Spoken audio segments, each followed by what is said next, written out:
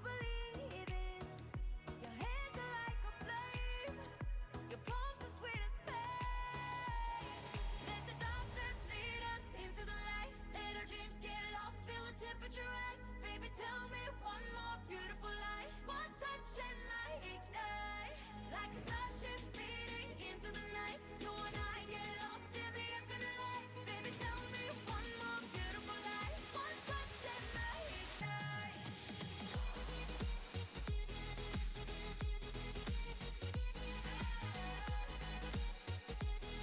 One touch and I ignite.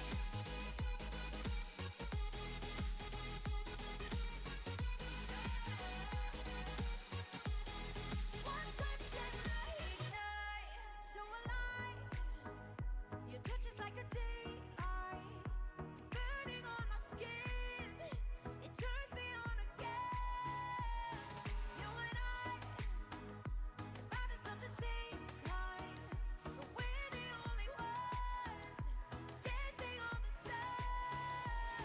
Let the darkness lead us into the light. Let our dreams get lost, feel the temperature rise. Baby, tell me one more beautiful lie. One touch and I ignite.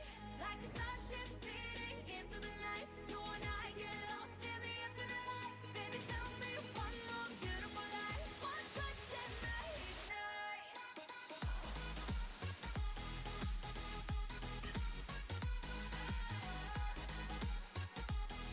One touch and I ignite.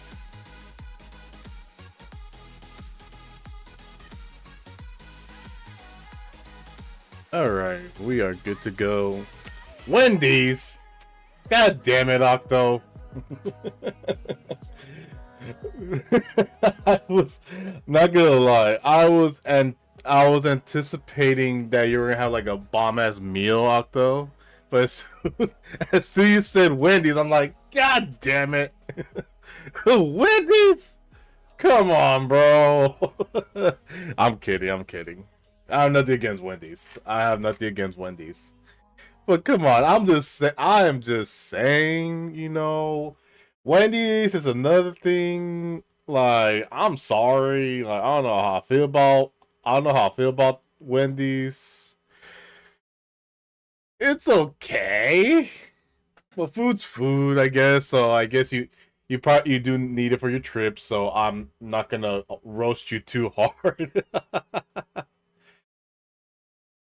But besides that, hi everybody. Hope you guys are having a wonderful Sunday, and hope you guys are staying safe and all that stuff. It could be worse. I know, that's what I'm saying. It could be a lot worse. I mean, what is considered worse though? Actually, that's a real good question. What is considered worse? And it's cheap. I mean, it's depending what you get. I think for my, I think from my experience, I never ate not as much Wendy's as before. So that's why I'm probably like in a debate between the two. So I'm like, it's all right. You know what I'm saying? Well, I know for sure they also have like a what do you call it? I'm gonna flip my screen just like messing around for a little bit. I know they have like it's kind of like a munchie meal of some sort. I believe they have like something like that, um,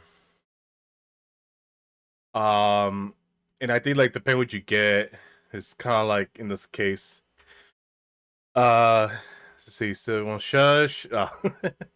6-star biggie bag. Okay. Does he eat fast food often or ever? I mean, you technically did, babe. You technically did eat some In and Out, so that's technically fast food. So that's worst could be. Oh, you know what? Okay, you know what?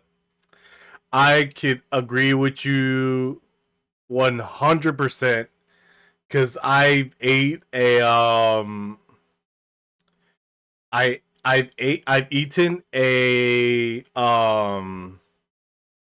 we call it I ate in a sushi spot, a sushi like a little plate like this from a 7-Eleven gas station when I used to work in a little area.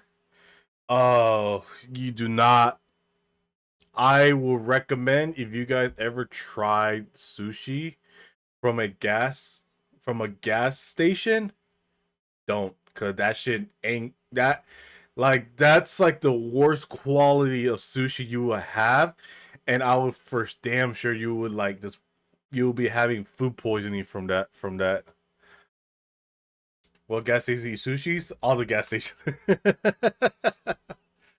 But yeah, like don't even, like even a 7-Eleven sushi like plate.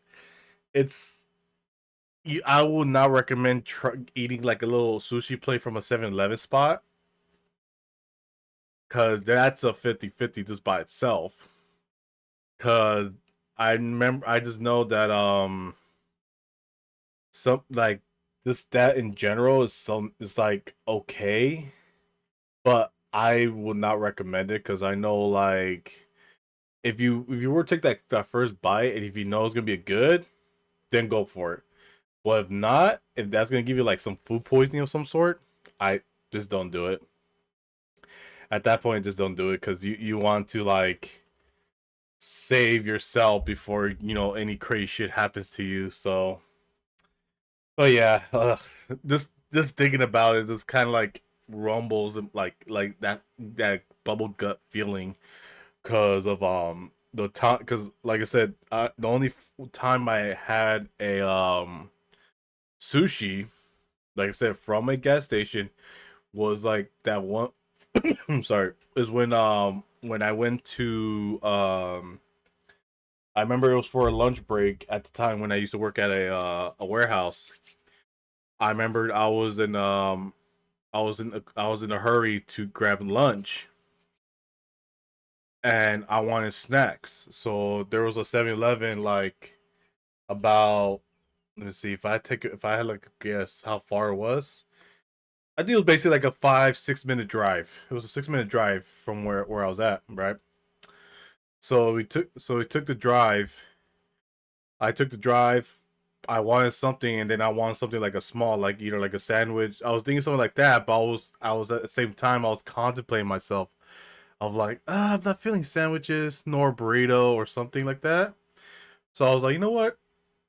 Do they sell? I was like telling myself like, do they sell sushi? So I'm pretty sure they do sell sushi, right? And they do. They have like the meat, like they had like the California rolls in like a small plastic container, right? So I was like, you know what? I'm just gonna eat one. I'm just gonna get one, and then that'll be like my lunch for for just for my lunch. So that's why I did. And the crazy part was it was actually good. Like when I tried the California roll with my wasabi and soy sauce, it was delicious, right? So I didn't make it a habit of eating like every lunchtime, even though it was like very cheap at the time. But like I made like a little set goal. I think it was like every Friday. Every Friday I will go eat like seafood. I would technically eat seafood on Fridays, right? But the crazy part was this when where my realization of like hit or miss when it comes to like gas station or like just like things like 7-Eleven sushi spots are is that, like I say, you're not gonna technically get good sushi, but at the same time you're technically gonna get bad sushi. So that's why I was like, that's why I was kind of like contemplating myself. I should have just went to a sushi spot that was like 3 minutes away from my job. But the thing was, I wasn't sure how long the process was going to take for it, because I know they had to, roll it up, put, make the sushi roll and stuff like that. And the last thing I need is to like waste, majority of my lunch, my like, my, most of the time, it's like 30 minutes for lunch, I don't want to waste it on, waiting for my food, and then I had to quickly eat it. So that's why I always go to like convenience stores that sells us container sushis, or in basically gas station sushi. So it was a hit or miss though, but like I I just remember one time I was like craving seafood, and I was like, you know what, I'm gonna get sushi, and then I was gonna eat like another portion of sushi like right after. But right after that, I was like, oh, because after work, I had like bubble guts, and I was like, oh, this is not gonna be well. And I remember just having the meanest, like almost like stomach cramps kind of. I was like, oh, I was like, fuck, ching it.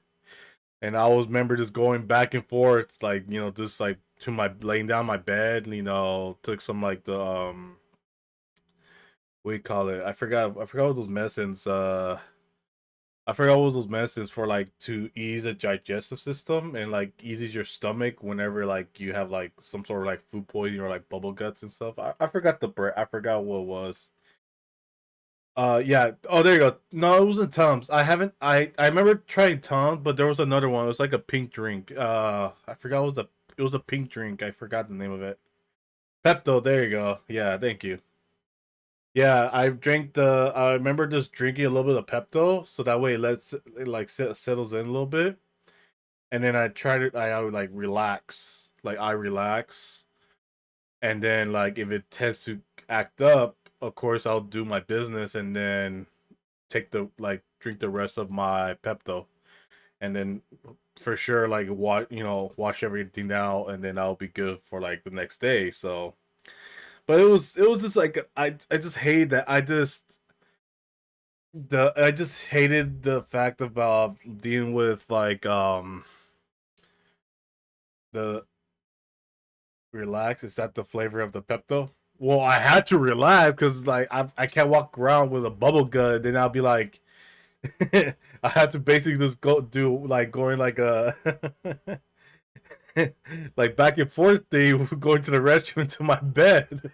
So I had to relax, or else the Pepto was not gonna do his job.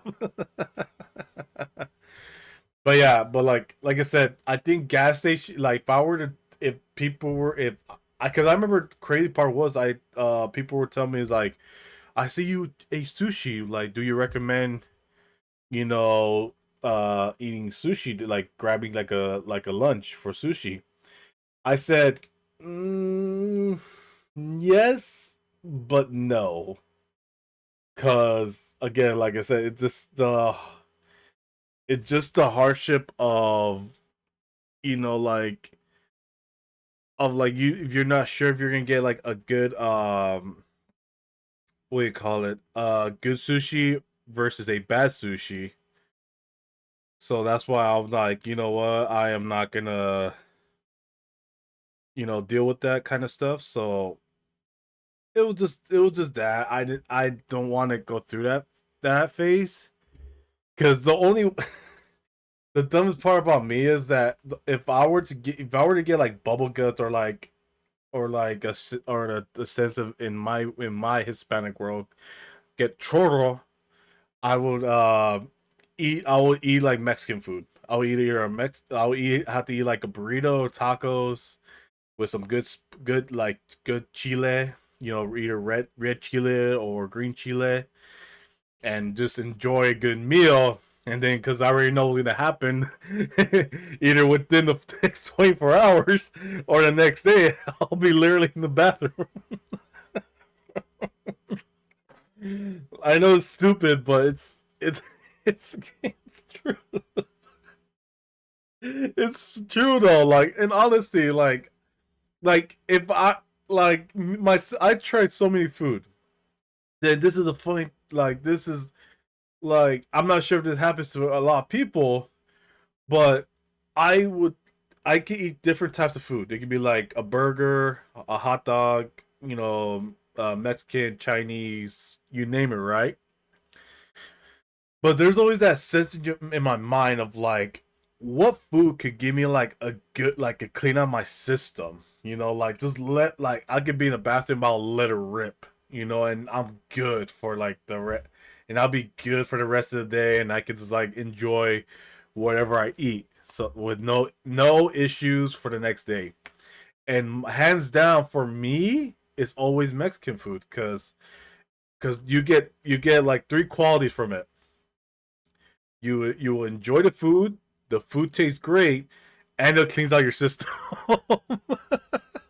Like that's the crazy part, because I like that's because look, in my defense, like I said, I've tried multiple scenarios. For whatever reason, I have no idea. I was becoming a Mexican Bill Nye the Science Guy, all right, with food in my body. And I know for sure, like I remember eating like Chinese food.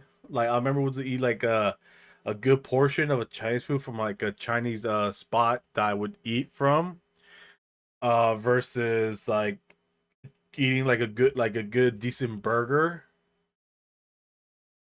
Uh a good decent burger, but it does nothing for me because I know for sure the Chinese food and the burgers, you know, with the fries and of course the drinks and stuff like that, it leaves me full, but it doesn't like lead me to a point where it's like, oh, it's gonna make me clear out my system, not like that. Versus with Mexican, because you know, with Mexican food, you got, you know, if you get like a you know, get some tacos, burrito, enchiladas, empanadas, you know, tortas, gorditas. You know, I'm also saying lots of food like that.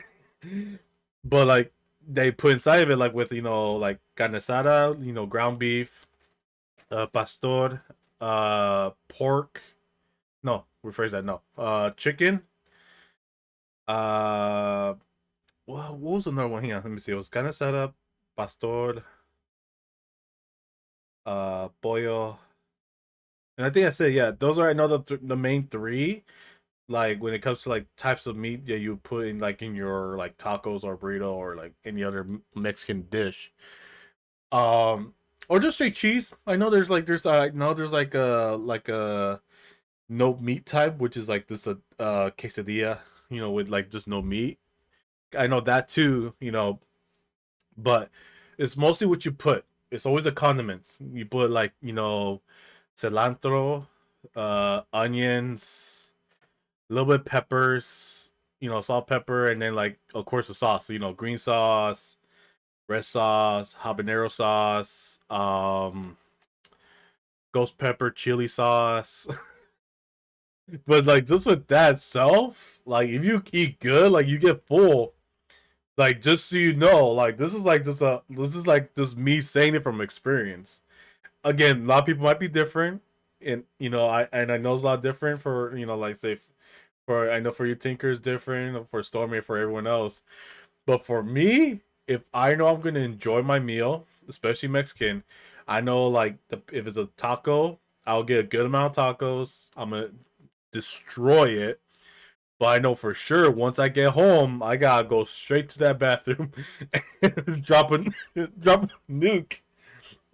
It's the same thing with a burrito. Fucking just down it, bathroom. That's it. That is the like the complete like hands down like that's like that's like weight loss, you know, like how I say it, like a weight loss kind of like routine, just that by itself, you know, like screw like, well, I won't say screw like working out, you know, but I know like, you know, for people that like want to like lose all that like just eat a Mexican, put some sauce, you know, get all the condiments, put some like some sauce, destroy it, and then wait patiently in the bathroom, and you'll feel it. I'm just saying. I'm just saying. You know. I'm just saying. You know. And like I said, I just done so many times. Like it's no different. Like I never had like that type of issue where it's like, you know, I had a bad meal and it made me have bubble guts.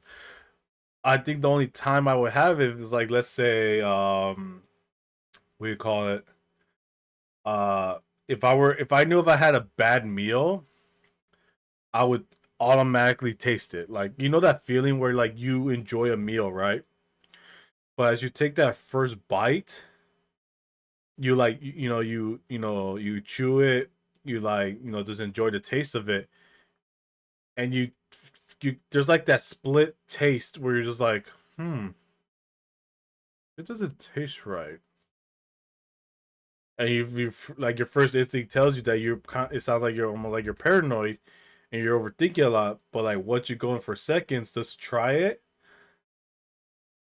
then you're like, that doesn't taste right. It's not how I remembered, like I think that's the worst one. I feel like that's like the worst one of like knowing, like, you're that's like a certain dish or meal is gonna mess you up. And oh, I have so much bad experience with like going to like Mexican restaurants. Like this is a funny story. Like this is one crazy story. Like there's a spot I used to go to a lot. I like myself and my family always go to the spot like on certain occasions.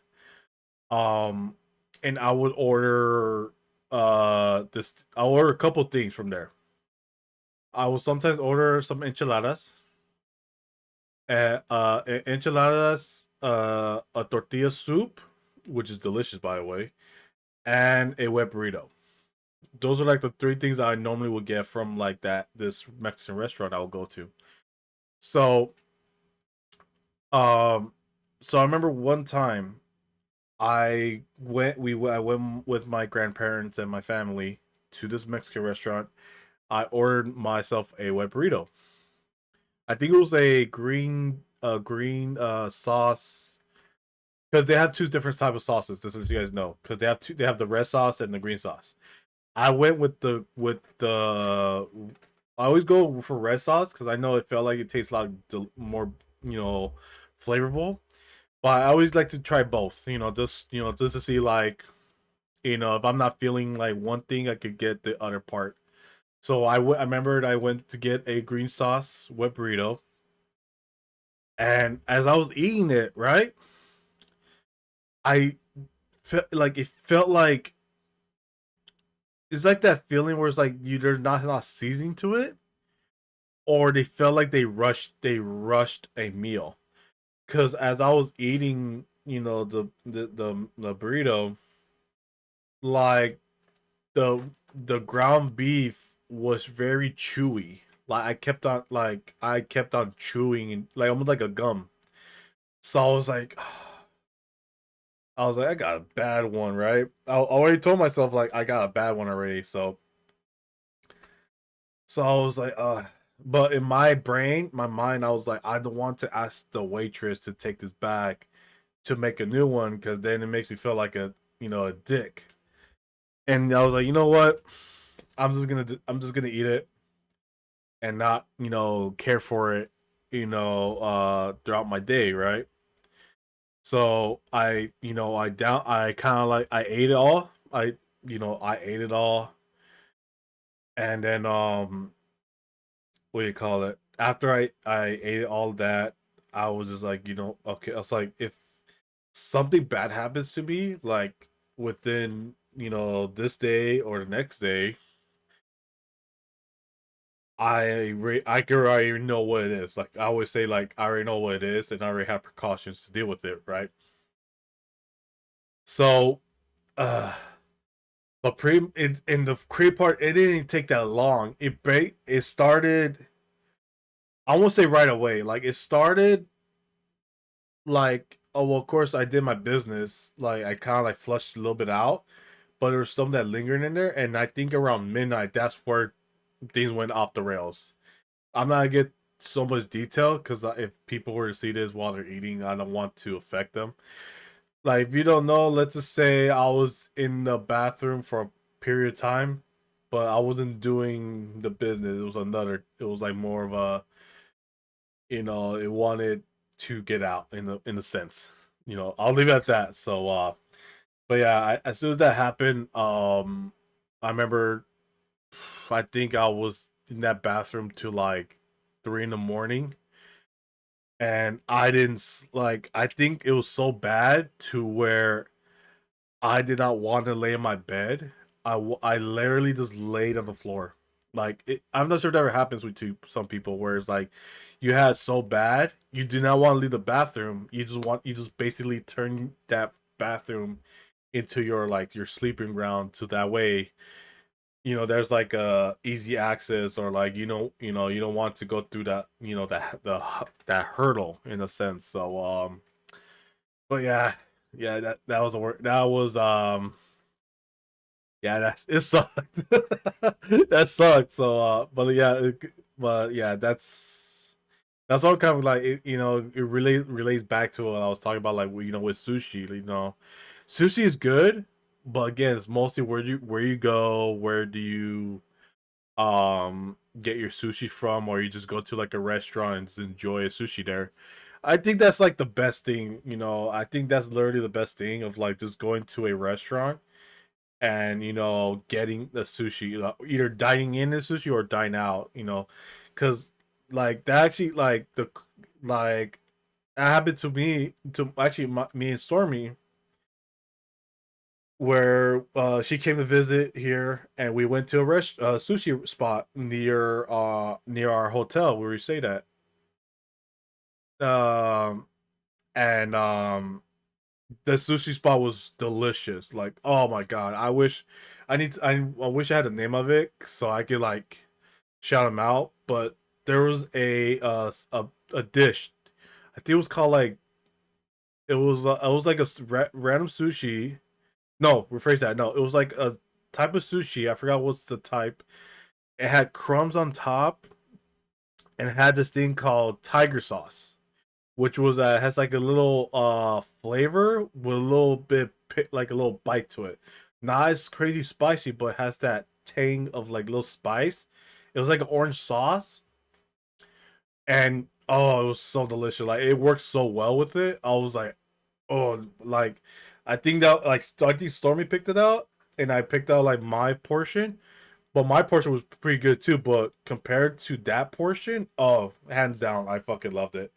So, but yeah, I wish I knew the name of that spot was. It was so good.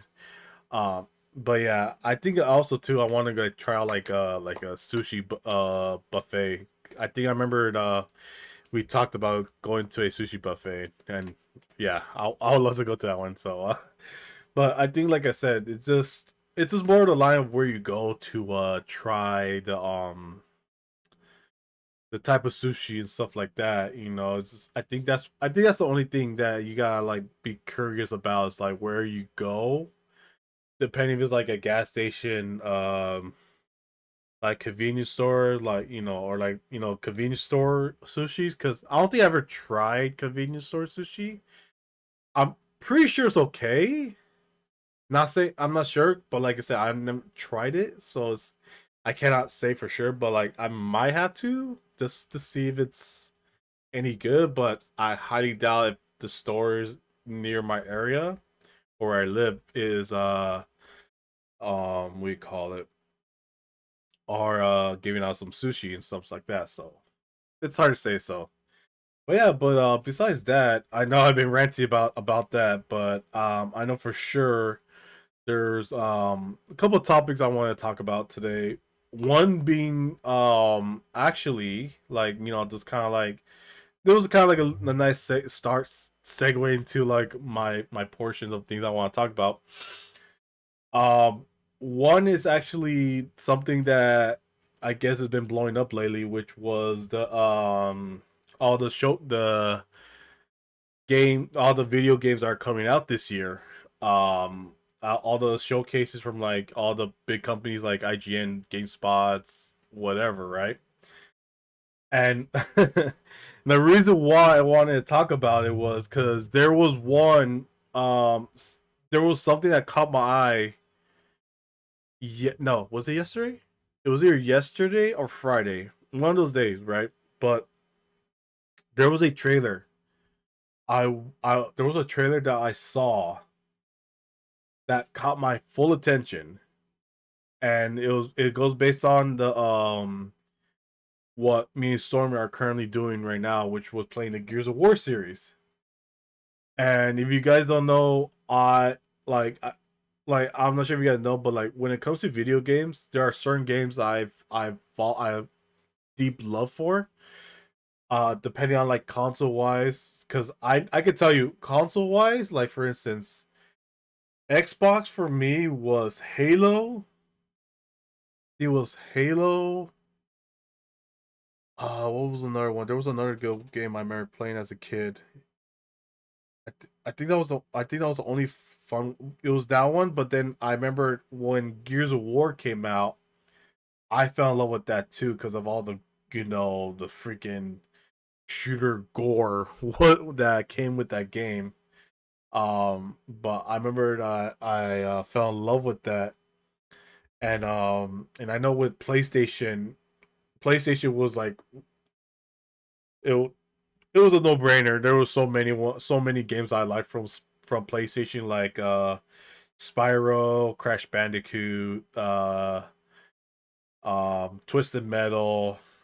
What's another one I remember playing as a kid? Oh, the Jack and Dexter series.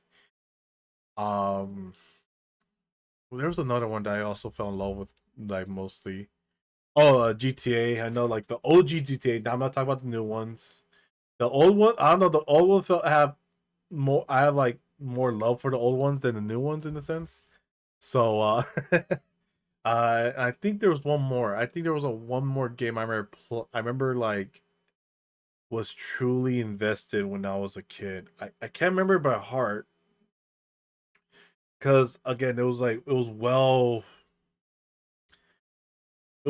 rounded. You know, I was well rounded with like so many games. You know, especially different consoles and stuff like that. But I remember Gears was like one of them. You know, over like Call of Duty.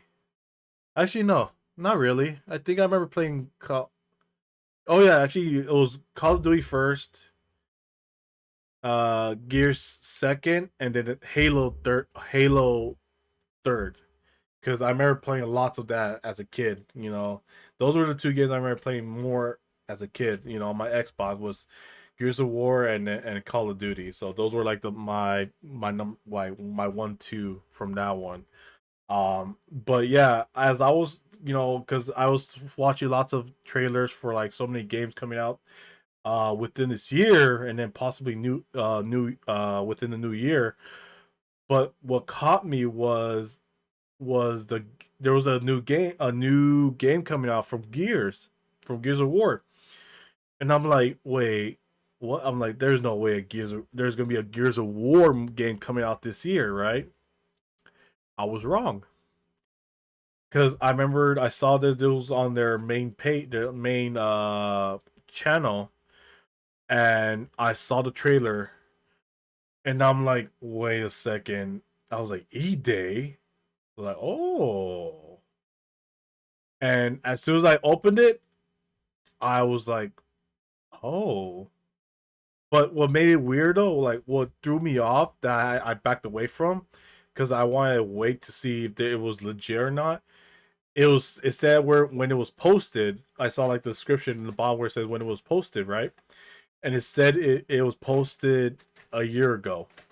So I was like, wait, if it was a year ago, why I did not see it at first, So I'm like, what? So but yeah, but I know right now there's a showcase going on from Xbox that's they're showing off with the possible new games coming out this year. So, and I thought it'd be a fun chance to kind of like go through like what all the games that have been coming out, all the games that have been coming out, and then of course potentially discuss with some of the games that I might play. I will potentially play probably within this year as well as next year with the inclusion of horror. I can't believe I say that. I can't believe I just said that with like without like holding myself back from it. But playing some horror games as well. So, it's gonna suck because the worst part, because the sucky part about it is too. I still had to play Madison because I know I had to it was. I know this is like way late overdue, but I have to play Madison. Like that's the worst thing I want to do right now, is play like a very good but fucked up horror game that I got to play. But for now, we're not gonna talk about that. For now, we're just gonna watch. We're gonna watch some clips from it, so that way, and yeah, well, pretty much just simple as that. We're not gonna talk about too much about it. So, but yeah, let me see. Let me full screen this so that way you guys can see it properly. And okay. Oh, hold on. Let me fix the audio.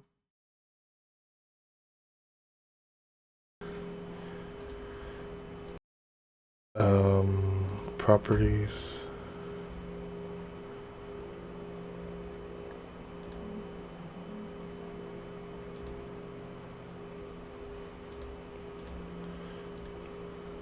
Wait, what the hell?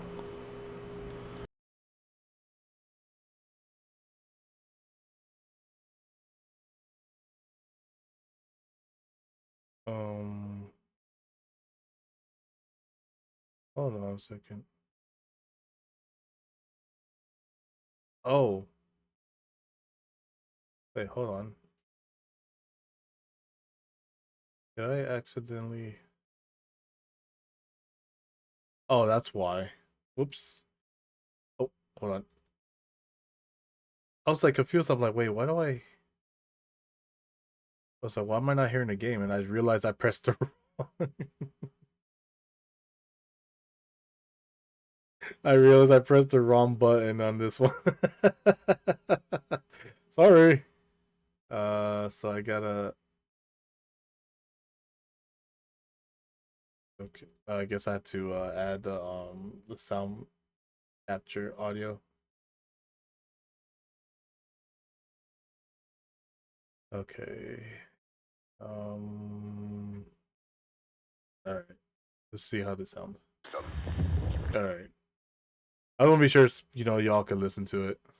So, all right. We rewind this and let's go. This is the Coalition Emergency Broadcast System. There are reports of multiple tremors causing minor damage across Kelowna. I already know it's already gonna be good already. Surround you. There should be more guns. Oh, it's in game. Okay. Here, strap these on. What the fuck? This isn't enough. Oh my god. We should still head to the police station. Is that We're gonna have more that's firepower. Phoenix Right. and Yeah. Dom. It's about 2 blocks up ahead. Okay. Shoot, move, watch for civilians. Oh. Get inside. Oh, this is pretty cool. Okay. Okay, right away, I'm already getting like it's giving me it's basically like it's almost feel like Resident Evil style because of like, well, I know like not Resident Evil because it's like the way it's because it's Gears, of course. But like it's just like the way how it was, like the way it's like kind of like the way it looks in a sense. So I was like, oh, this is kind of cool. And I'm guessing like E-Days, like I guess where I know based on like the lore of it is where everything went to shit, and became like a this kind of like post-apocalypse kind of thing. So, but yes, this looks already good already. I'm already enjoying it. I can't wait to play this on Xbox. Ground's opening. Oh, these. Oh, damn. Okay.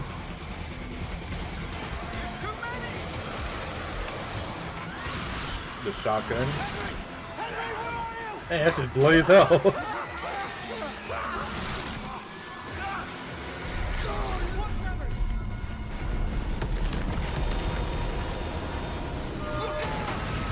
Oh.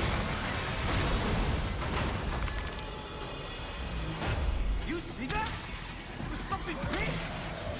huge crab figures picking up through the street. Just the adrenaline hit. We need to keep moving through the underpass. That's actually pretty cool. I like the animations on that one. I like the animation on that. That was pretty cool. I'm at the pan safe. I need backup. These things are all over me. On the OG assault rifle. Anyone that can hear this?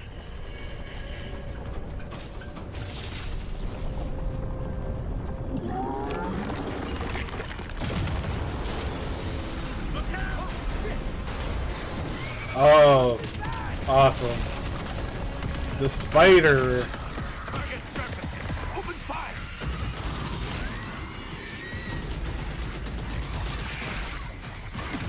Oh.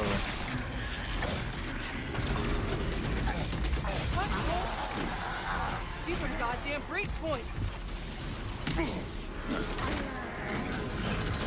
Okay. Reloading. Cover me. Okay. Damn. All right. That gear said they're stuck in the pay and save. Which way? It's on the other side of those apartments. At least that thing carved us a shortcut. Through here.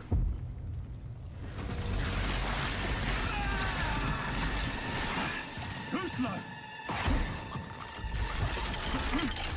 Ah, bugger! Come on then. He was trying to fight it. Look. Nice shot. Oh, where the hell did you lot come from? We heard your distress call. Well, you saved my ass. But we need to make ourselves scarce. These fuckers keep pouring in every few minutes. More trappers, watch it! Right on schedule. You guys scared? Yeah. Who are you? Private, what the matter? Where's your squad?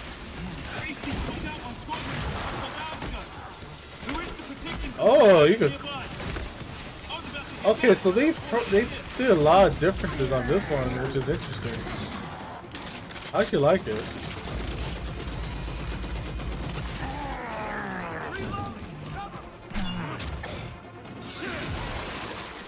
Oh, that's brutal. Things been coming in waves? Ah, what's the problem till I ran out of ammo? I'm not just saying I got friends to die. Oh, you got a big boy.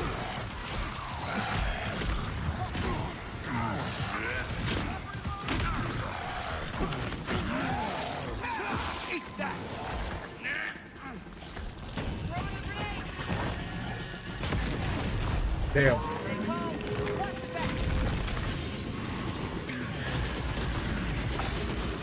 Reloading.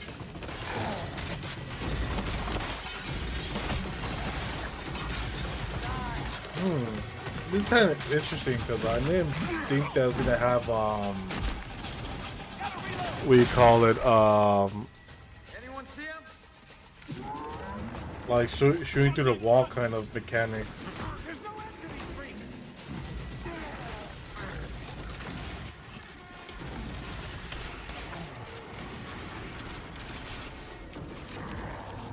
But either way, it looks so good. On your right!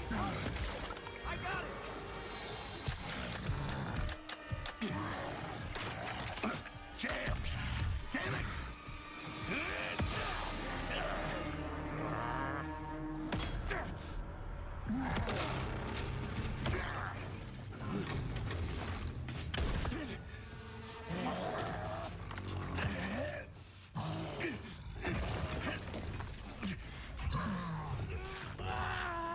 Oh, Tom.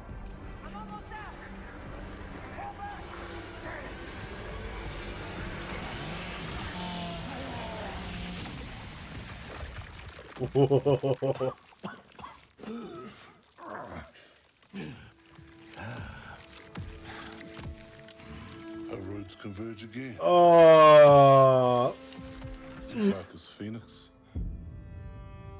oh, no. Why you have to bring that guy back? Oh.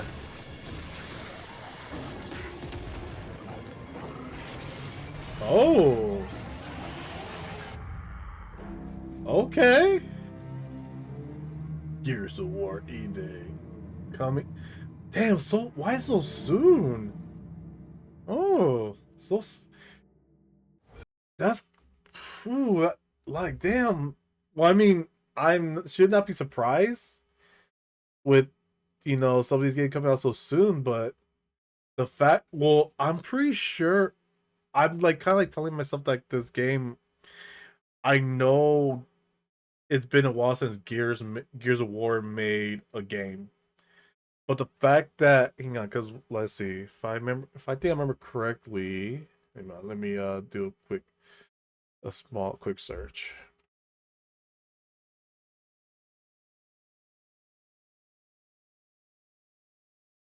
Because I remember they're like, let me see, Gears of War 4.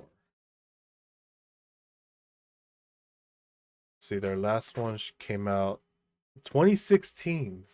Yeah, that's a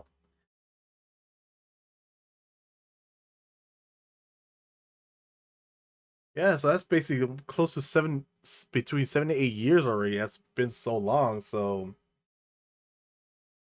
I mean, I'm pretty sure they've done a lot of work for it. So the fact that they did so much for it, it's kind of crazy. And I'm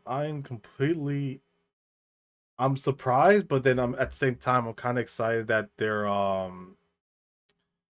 doing it. So I'm glad actually. I'm pretty glad. I'm actually happy because I know for sure that's gonna like I know for a lot of people it's gonna be exciting.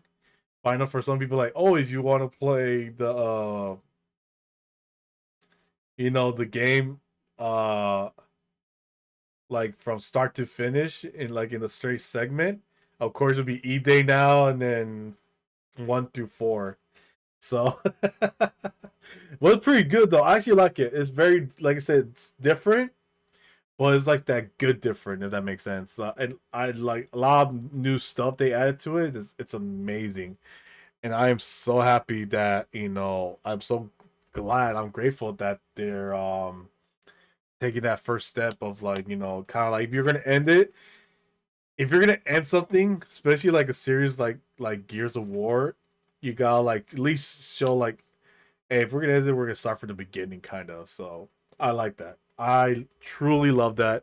I can't wait for it to come out, but at the same time, it's gonna be a pain because I know there's so many other games that's also coming out that might be better, than Gears of War E-Day. So, but we're gonna keep looking into more so that way it gives you guys an idea as well of like possible games that come out, because this is all from the showcase that that's live right now, but I'm not gonna get too much detail with that one. So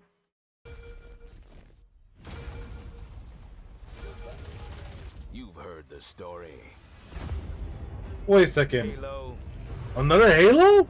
the chief, No way, they're stuff of legends. there's no shot they're making But another that's not the Halo. story I'm telling today. This one you haven't heard. Oh, Op started simple enough. Drop in, grab the goods, get out before anyone noticed. Well, guess what? They noticed.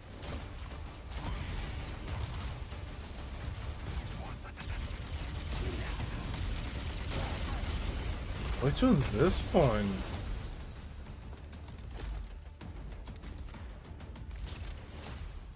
Now you ready to get to it? You serve long enough. You learn to read a battlefield. This place, more of a freak show. So it is a new Halo. Trust me, I know freaky. Have you enjoyed your stay so far, Demon? Sorry to interrupt, but we're on the clock.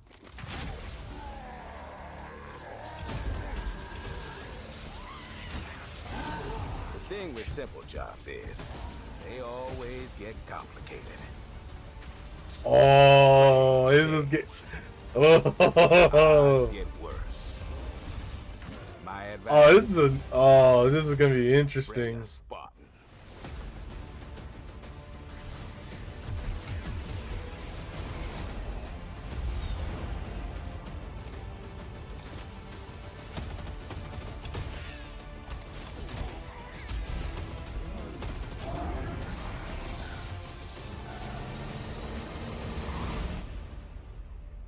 Campaign evolved. Chief, you ever get tired of being the strong, almost silent type? No. What the fuck? Are you serious? Oh yeah, wait, no, no, no. Okay. Oh my god, I can't. Okay.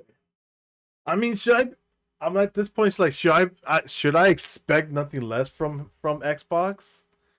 Because the fact that they're bringing some good, I won't say heavy hitter, but it's kind of like, it's more like they're what's the word for it? They're just like making it better in the sense, like, because I know for sure, I just know for sure, like based on whatever games are coming out from this Xbox showcase, it's gonna be nostalgic, but then at the same time, because there is basically they're modernize it. I think that's how you say it, modernize it. But I know it's still the same thing a little bit, but just very different. Like I know for sure, like of course Halo is Halo, Master Chief, all the weaponry and stuff like that, and him being him. But with the addition of like all the like of course the new weapons and stuff like that, it's kind of like interesting. But like I was kind of like thinking to myself too, because I was always intrigued by the lore from Halo, like, well, excuse me, but like the from like Master Chief's perspectives and stuff like that, from like the beginning phases where how he became, the Master Chief himself.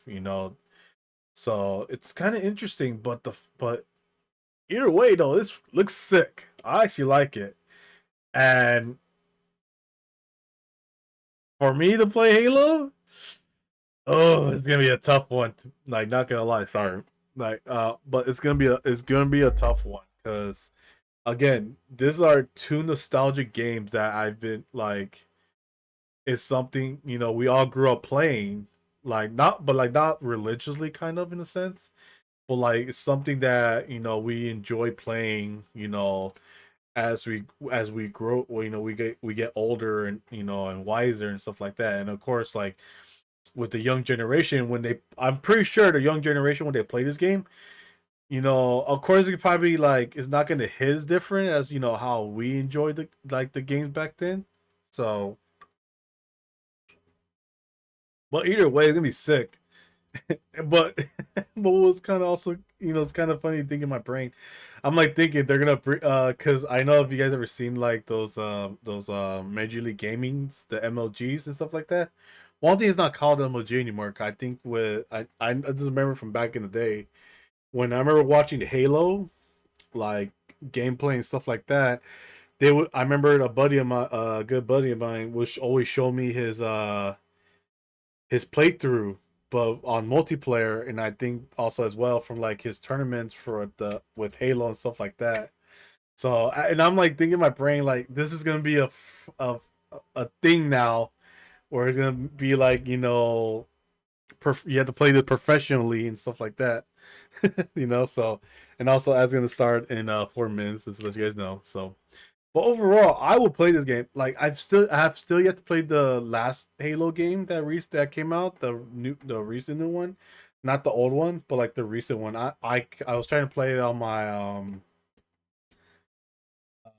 PC at one point, but like again, I'm like little trying to build up for a better PC, but again, I tried to play. It was good, but it was just I couldn't.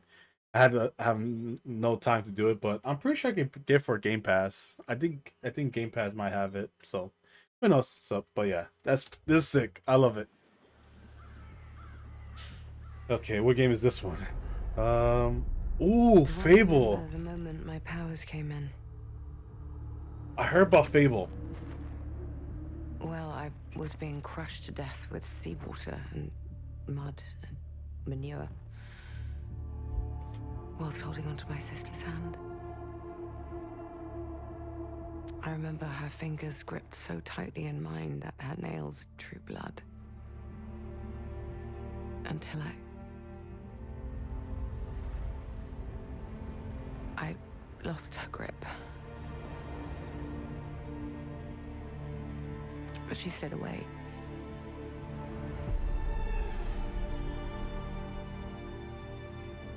Does stick in the memory bit, yeah. Is that bad? You're a race marsh. I know why you're here. Do you? You want to talk about them. They're Oh. not real heroes. You ever seen a legend in the flesh? All that power, how do they use it? Killing mindless beasts. Fighting petty villains. None of that matters. Look what the guild shuts out. A real hero knows how to wield power. They don't waste time on trivialities. You're back. And dressed like a twat. Got more important things to worry about than vegetables. A hero knows how to live with their choices. Oi! What the fuck was that? Well, I was just... Just sent my brother into the infinite fucking abyss without even asking permission. Remorse. Remorse is for the guilty. Look, I will tell you what I told them. Albion is broken, and I'm going to mend it. Albion doesn't need heroes. It needs a hero. You're a monster. And that hero Ooh.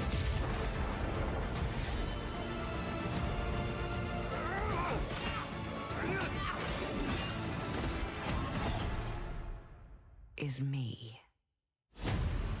Okay.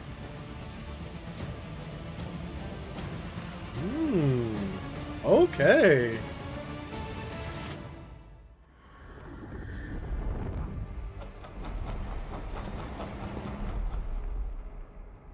Okay, so this was gonna. You know what? You know what? That one's more appropriate. That is more appropriate for a good game like that one, and I could truly respect on that one. I could truly respect it, because especially that game, because I know I've heard lots of good things about it. I've seen lots of good things about it. I haven't played the original Fable, but I know everyone enjoys that game, and just seeing it itself, like, fuck, after like what? Because I know Fable came out, I think around what? Not 2006. I think it was between 2006 and I think between 6 and 8, around there. You know, and I think that was like the pinnacle, like, for like good games back in the days. And the fact, you know, years later now, in this, you know, with this craziness of like so many new games coming out and stuff like that, it's just, I'm not saying mind-boggling. I'm just like, I'm impressed by it. Like, I'm just, you know, happy to see so many good games coming out and stuff like that. But the down part about it is that it's it's something like something that I would like to enjoy. It's like that feeling of like, because right now my brain, like, looking all the games that I'm like, we're all looking at right now, it makes it hard for me. For one, because it's like, one, I want to play it like in my own personal like space, but then at the same time, for people that don't have the don't have the opportunity to play it, or want to see people play it, you know, I want to give that give that like that opening of like, hey, you know, you want to watch other people play this amazing game and stuff like that, you know, or get like your opinion from a different point of view of like, if this is worth it playing, you know, if that makes sense. So, I mean, and to be honest, I would love to play Fable. I might play Fable, but I want to play the original Fable, so that way I kind of get the full glimpse of it and get like the ideal from this game. As my dog's like this, as the dog just keeps hitting my wire. What are you doing, boy? Just lay down. He keeps on moving left to right. Can't find a good spot to lay in. But yeah, I would love to play this game. I would love to play this game. I will definitely play this game. But I want to play the original Fable. So that's gonna be something on my radar of like games that I will eventually play as well. So overall, it looks good. I fucking love it. That looks great. All right, what's the next one? Ooh, hang on. Wait. Hold up. I actually want to see, and I always like to see what they're willing to give people. Let's see, splendid armor. Oh, hang on, I don't know why the freaking camera keeps blocking this. Oh, that's actually a sick art. That's a sick armor. The freaking bastard armor. That looks hard. Let's see. It's a digital art book and soundtrack. Post-launch expansion. Ooh. In-game gifts. I guess it's for like potions, maybe, or item making, for like certain item making. I guess. Pre-order content pack. It's a cosmetic outfit. Include 3 in-game. I guess it's like the parts to make the outfit. But either way, that's a fucking amazing cosplay suit. Sorry, I said cosplay. I'm pretty sure someone's gonna cosplay as it, or cosplay as these armors, because they look sick. Let's see what he got. And that's a premium edition. Oh, I like the Not gonna lie, that looks hard. And the funny thing is, I had this conversation with Stormy. I told her like, "Hey, babe, there's a possibility that if we make our little, of course, my living, our own personalized streaming space, our own little room, I might have to like buy collector's edition stuff, like like this, like not the hardcover. I'll keep the I think this is a coin, and I think this is like a book of some sort. It says right there. Hang on, let's see, label pin. Oh yeah, hardcover art book. I'll keep those 3 in the Jack of Blade statue, and like kind of like keep it like in a little spot and just make it look nice and stuff like that. But that looks sick. That looks super sick. I like that.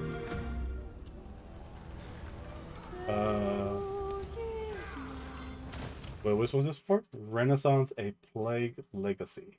Okay. There's something on this island. It's like it calls to me. You and my father found that island thanks to me. There's more to this than you understand. More than you can handle. I've proven myself. Have you? Have you really? A sword keeps you alive. A dagger wins the fight.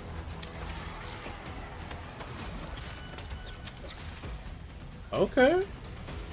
Look at this place. It's mad. The final confrontation is about to begin. This game. I don't know why this game kind of gives me what's that game called? It's Assassin's Creed game. It was like Assassin's Creed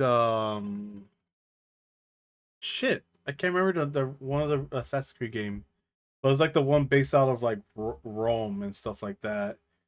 But like it's not like but it's like the characters like I think the character was like it looked Indian. I remember no, I think he was I think it was Roman, I think it was, because I remember watching it. Not Odyssey, it was I can't remember the name of the freaking Assassin's Creed game. But I know it was based out of Rome. And just looking at this, it kind of gives off like it's Rome. But it's like but it says like the plague. So I'm pretty sure is like, because it reminds me of that one Plague Tale, that one other Plague Tale game. I forgot what it's normally called, but I'm not sure if it's kind of like that. But it's kind of like if you were a mix. It kind of has that mixture of like. It feels like Expedition 33 in a weird sense. I don't know why. It just gives me that weird sense, and I'm not sure if y'all can see, but it kind of gives it that kind of vibe. Where are the others? Okay, so it's more Roman. It's more Roman than anything else. They're all dead. Move. But you couldn't have said, "Hey, Lenny, you know those ancient death curse rumors? Well, maybe they're true. Sit in."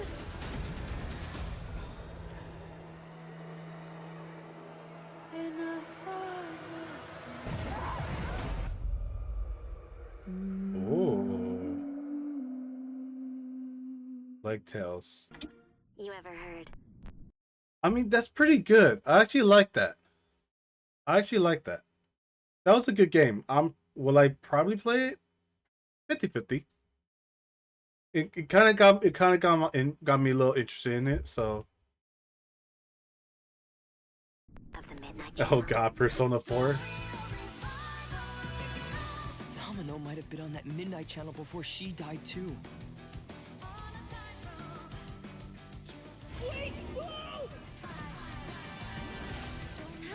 Wait, is this a new Persona game or just a DLC? Now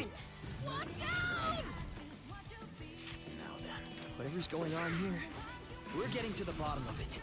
To wield a persona is to wield direct control of one's heart. And the heart is strengthened through bonds. Doesn't it sound cool? Someone had to see that. I'm glad it was you. Was that supposed to be him?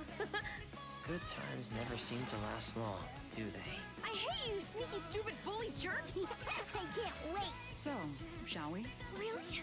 So neat! Come on. I can't tell if this is a DLC for the Persona 4 game. Well, then that means Senpai got killed by her other self. No! Get out of here! Don't look at me! Does that mean you're just gonna stuff me back in your head and pretend I'm not Rhea? I can't! Persona! Alright. Which means that we also gotta catch whoever's tossing people in here. I think I'd like to help too. I'm not running away from this. Well, but I have no problem taking down shadows. It's over! So yeah, I'll be counting on you, partner. Then let's team up and catch this jerk. Let's end it. Here, go. Persona.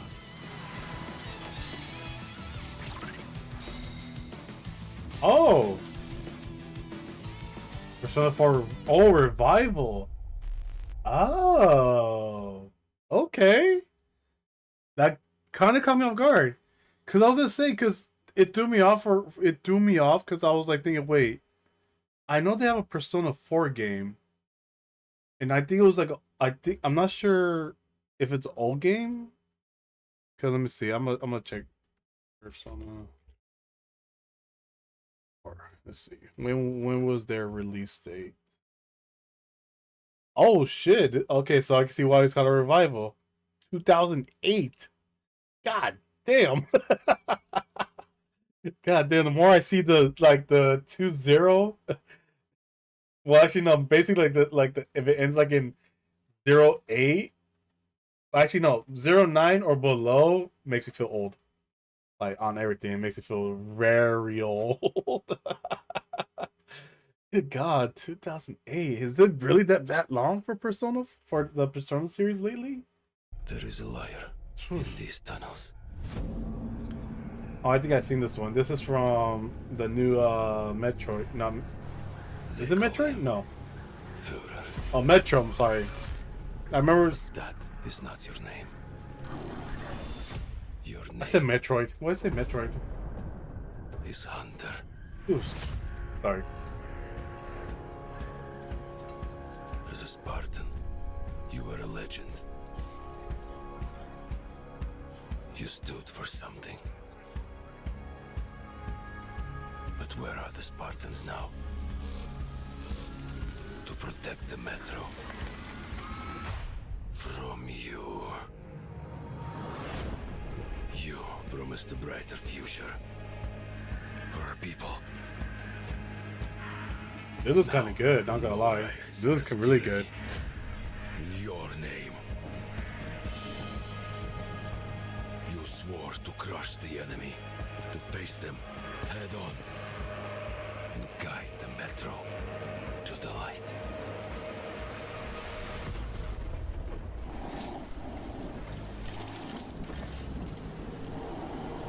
But darkness consumes you,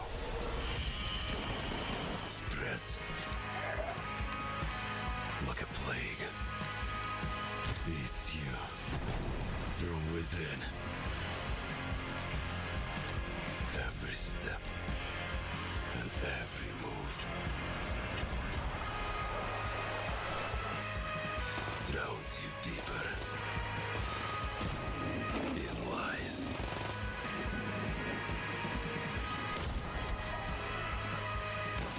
Oh, I like this one. Your lies, and now, Hunter,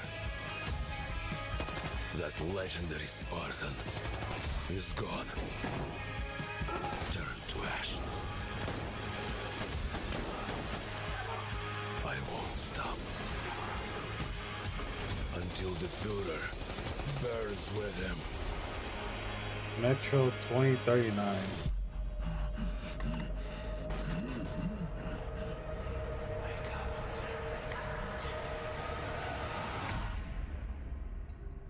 Oh, actually not bad. Oh, that's a sick ass game.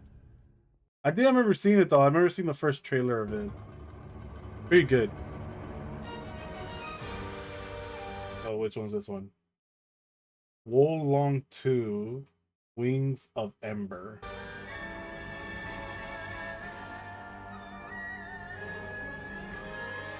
Is this like Countless wars have been Oh, waged throughout never mind. history in pursuit. Never mind. It threw me off because I kind of like it made me thought of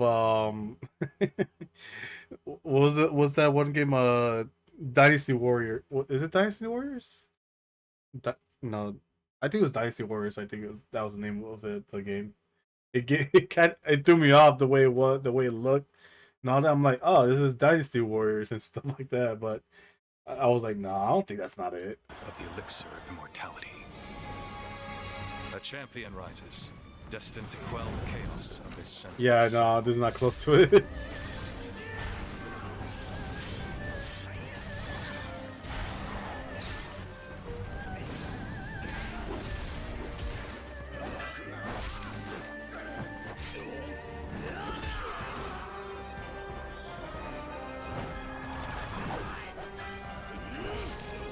Awaken. Phoenix.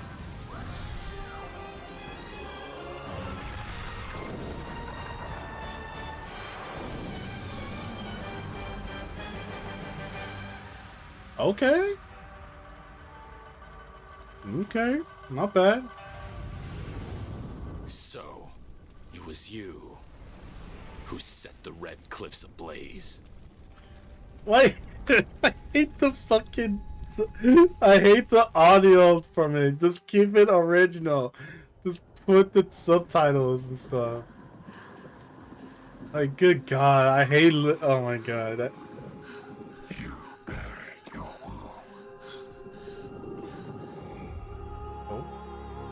Left your people behind. Believing time would see them heal. But what is left in the dark sickens. And some binds cannot be broken.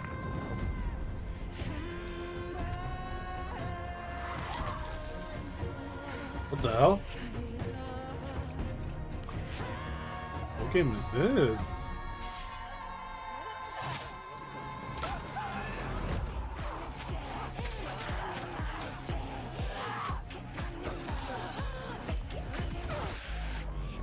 I look at the soundtrack for this.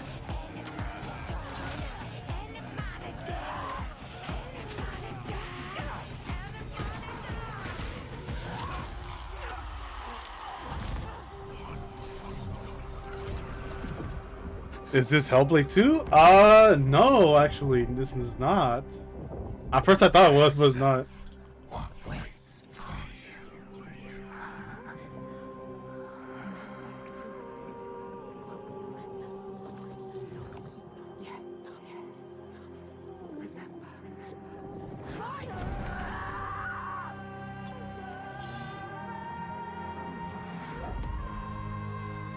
Senua. Okay. Actually, it's not bad at all. That's another bad. Oh, okay, Dirk. So far, all these games have been such good hits so far. Like the ones I see that are coming out on Steam, there are like, I think if I were to make a ratio of like the games, I think it would be like between 70-80% of good hits were lots of good games coming out. And now looking at this is pretty interesting. Well, versus there's one. I think there was one. I say it was kind of good. It was kind of good, but I feel like I will not be into the kind of thing in sense, which was the Wolong 2. But again, I'll probably would try it. I'll play it just to see like if it really is, if it just was like the trailer hype kind of thing. So, but this one, I feel like I could play this game. So, but also, hey Smokey, how's it going, man? Hope you're doing well. Hope you're having a wonderful Sunday and all that stuff. Fallout. Yes. Welcome to the surface, a sprawling paradise. Meet the locals, learn to fish. Doesn't that sound nice? What a hoot! You found loot. This is no time to hoard. Share your stroke of luck with your pals. All aboard. Build your camp as a team. Hey, life's pretty swell. But in this Appalachian wonderland, all is not well. Gadzooks! It's worse than expected. Enemies are waiting in places undetected. So suit up, son, and defend our great nation. And gather all your friends when you fight this infestation. That's the play, Daddy-O. We'll tackle them all. Rebuilding our bright future from the ashes, rising tall. When you hear adventure calling, when you're looking for kicks. Answer the call of Vault. Answer the call of Vault. Answer the call of Vault 70. Oh dear.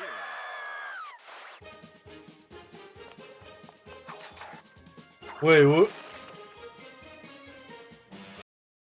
So what is this for? Fallout 76 Infestation.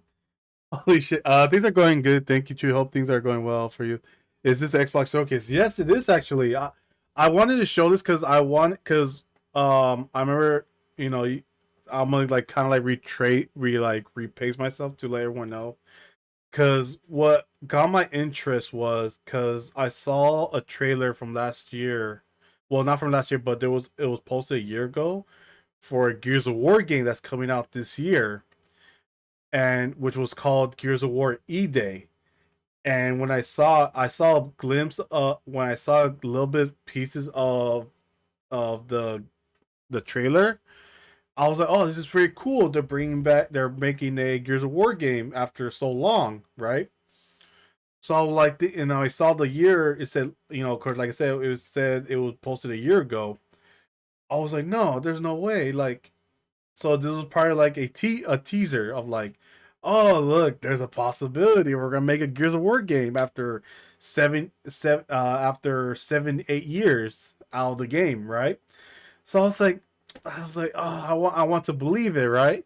So, and I didn't. This was my first time hearing about the showcase. I remember seeing like it was gonna be live on today, but I wasn't sure what time at a certain aspect.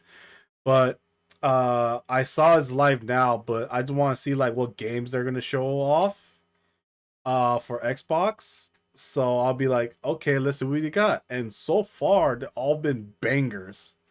They've all been bangers, and I'm actually excited for it.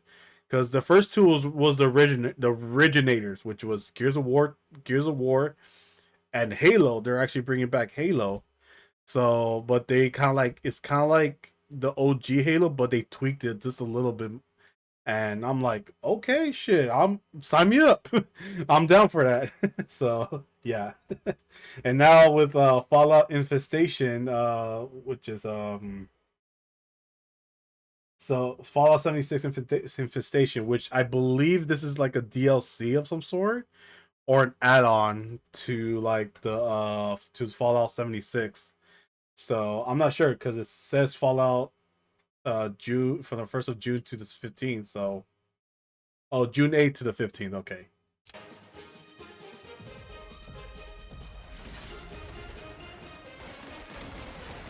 So I feel like this is like an add-on.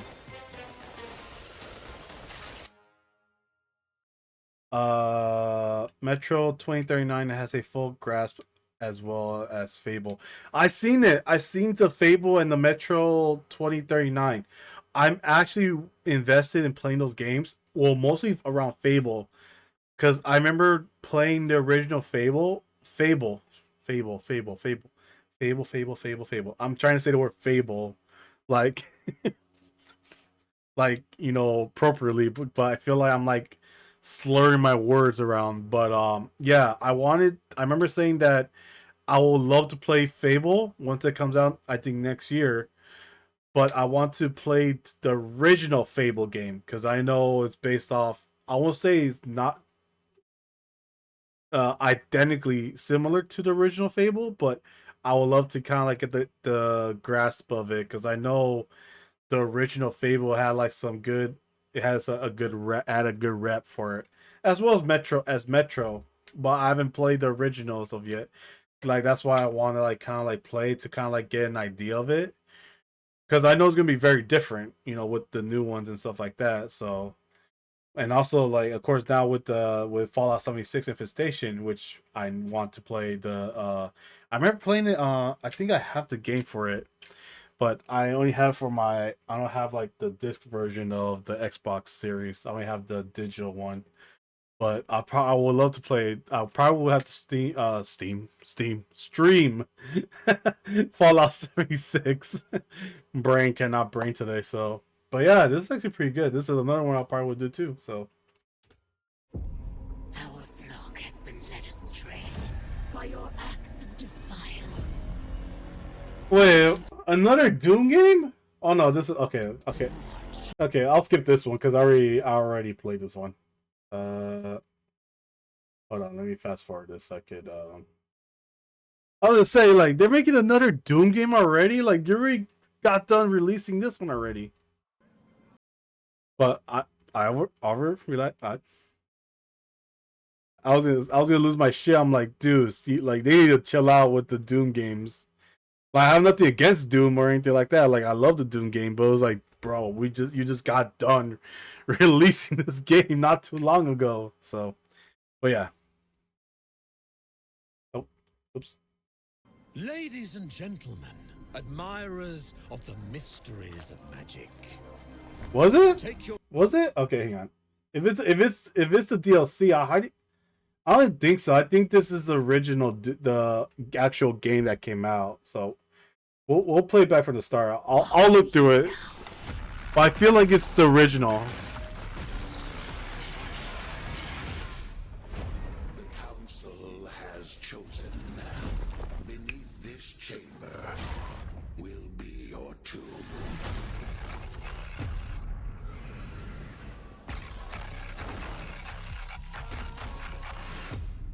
This place. Oh. Okay. So it is a DLC then. So Only a cleansed soul may leave. I am not your enemy. I am your way out.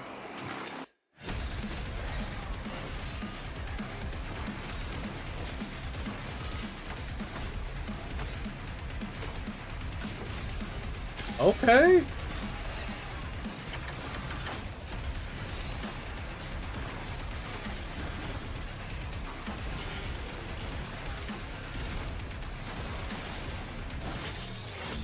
They are gone. Have you not found peace? The demons They have retreated. Their war is with him.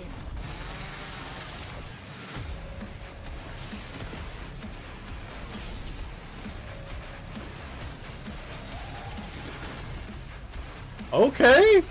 Damn.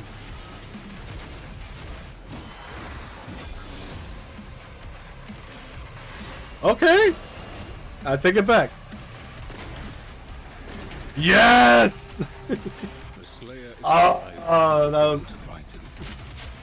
That looks sick. I like that when they went to the OG Doom Dark Ages Revelation.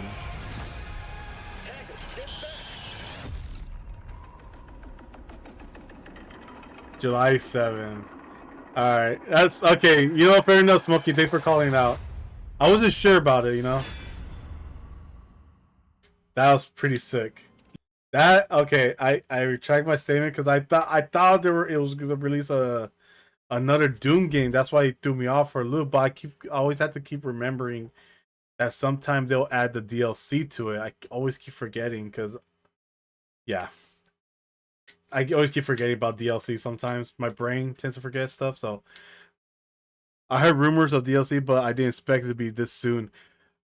To be honest, I think okay. In high honesty, yeah. High honesty, there's been so many games that are coming out this year. It's kind of crazy and it'll be overwhelming as well. But like I know for sure I'm pretty sure that lots of the developers and companies that make these games, I know they had like years in advance to, you know, work out some things, to work out tweaks of it. Same thing with like the big companies like, you know, PlayStation and Xbox, you know, and then of course Steam. But like I know for sure with Xbox and PlayStation, I know depending on like their workflow or like what or like any projects they had to work on, I'm sure. But the fact that so far, I'm pretty sure like this is the thing I was thinking about. Like for instance, Gears of War, the E-Day one, I'm pretty sure they had that ready since last year because since they threw that trailer, that teaser trailer, to be like, hey, there's a possibility this Gears of War E-Day is gonna come out. You know, that following year, that last year where they released it, they're like, it's gonna come out this year for sure. So they had a whole year. They had like before they released the trailer, they had like so many like a couple years maybe to like figure it out, put the tweaks in it, and then boom, there you go. It's gonna come out, you know, this year. The same thing with I think like the same thing with Halo, same thing with Fable. Well, actually, Fable I think it says 2027. So it took them a long time. So again, these are lots of things that are like different because again, there's so many games that have been outdated are getting revived, but then at the same time they're adding more tweaks to like the reviving game they're trying to bring back. So the fact that there's so many good games coming back within this year or next year is very crazy and overwhelming, but at the same time very impressive because again, normally when it comes to like certain aspects of the games, normally you have to like wait a year, at least a year or two, you know, depending on which game it is, you know. Like I think like an example like Call of Duty, because I think I remember seeing a trailer for Call of Duty for Modern Warfare 4. I think it was Modern Warfare 4, the new one coming out. But I think that one's coming out next year. But because I highly doubt it's going to come out next year, right? I don't think it's not going to come out this year. Because if it is, then that'll be a freaking wild. Hold on. Let me, give me a sec, guys. I'll look at something. Okay, let's see. Call of Duty.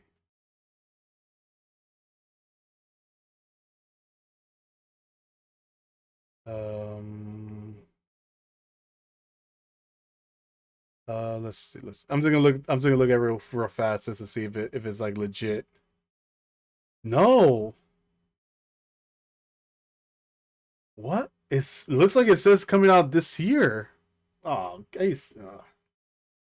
And that's the down part about it, is like I cannot get by with Call of Duty. Like it lost little by little, it lost its touch. Like that's my honest opinion. Like I feel like Call of Duty has slowly it's like losing its touch is a little bit here and there. So Ladies and gentlemen, admirers of the mysteries of magic, take your seats before the lights go down and the curtain rises, for our next act is about to begin.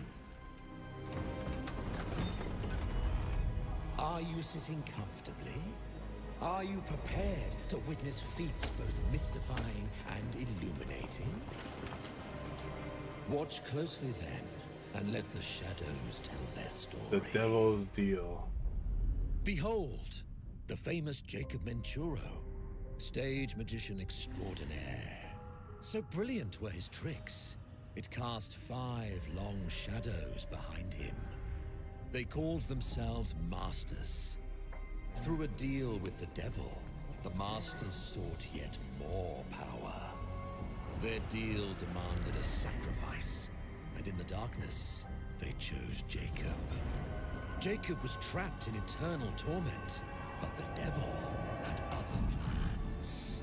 He pulled Jacob from his infernal nightmare and offered a new deal. Face their legions, their tricks, every abomination they command. Take what should have been his. Escape if he can.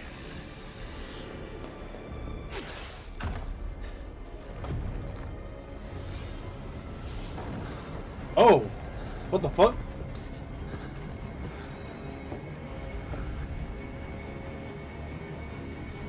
That's your cue. Run.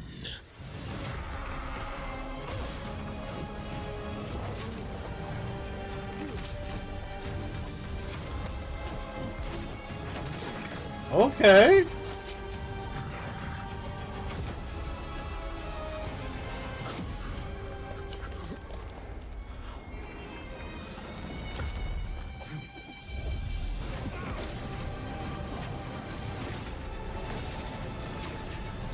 Oh shit, this is pretty cool.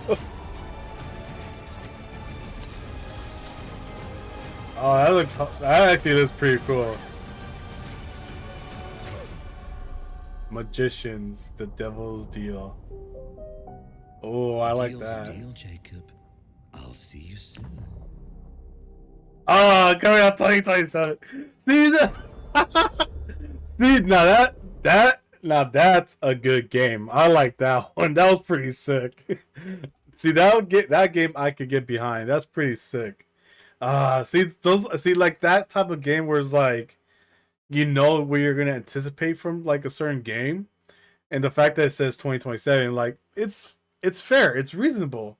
Like, am I like, do I want it to come out sooner, like in this year?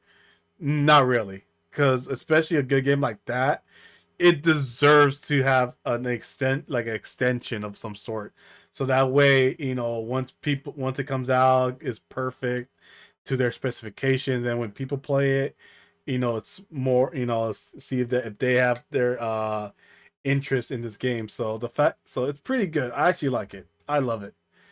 My bank account's already crying solid with all these games coming out. I was about to say the same thing.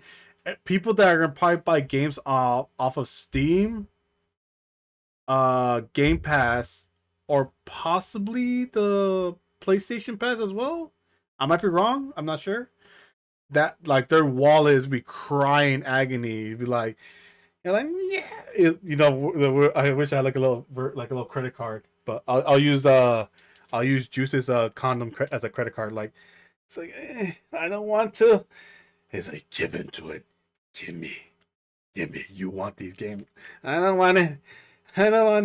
But you do want it. You want to play it, do you? I do.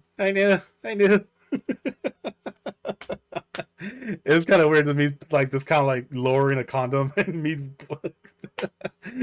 But yeah, it's gonna, people's bank accounts gonna be like freaking destroyed Because I'm pretty sure as well it's not gonna be cheap as well. I can tell you that right now. It's not gonna be cheap.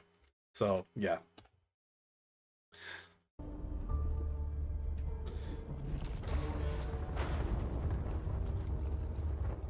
What the hell? What would you give for victory? Oh, is this no. Your life? Oh, okay. I thought it was that one game. The lives of your sons? It reminded me of that one game that I saw that's gonna come out on Steam. The line between State of Play, Summer Game Fest, and how the Xbox Showcase, I know I'll probably go beyond broke. Yeah. What if you had within you power, terrible and divine, 100%. to destroy your enemies, break their will? Would you have the strength, the resolve to wield it? Oh, I've never seen this game.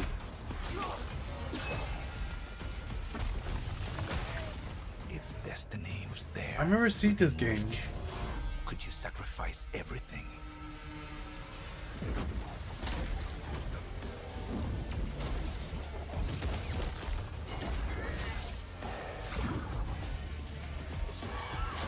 For your country. For your empire.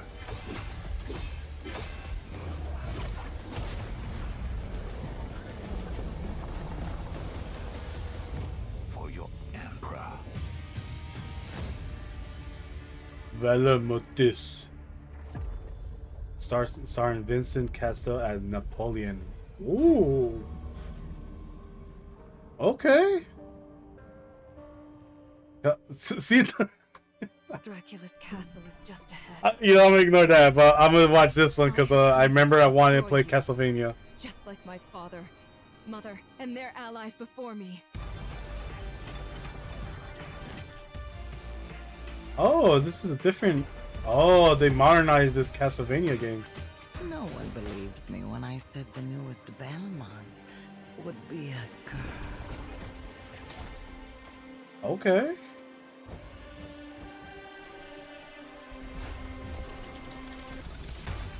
God has given you another chance, Rose. You must use it wisely to better control your curse and strengthen yourself.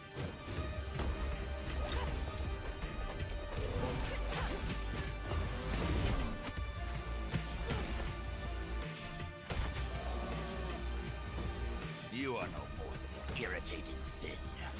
What makes you think you can stop me this time?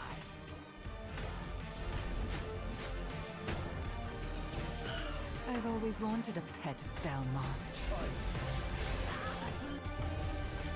Stupid girl. I will show you what hell is. I am Rose Belmont, and I will hunt the night. God damn it.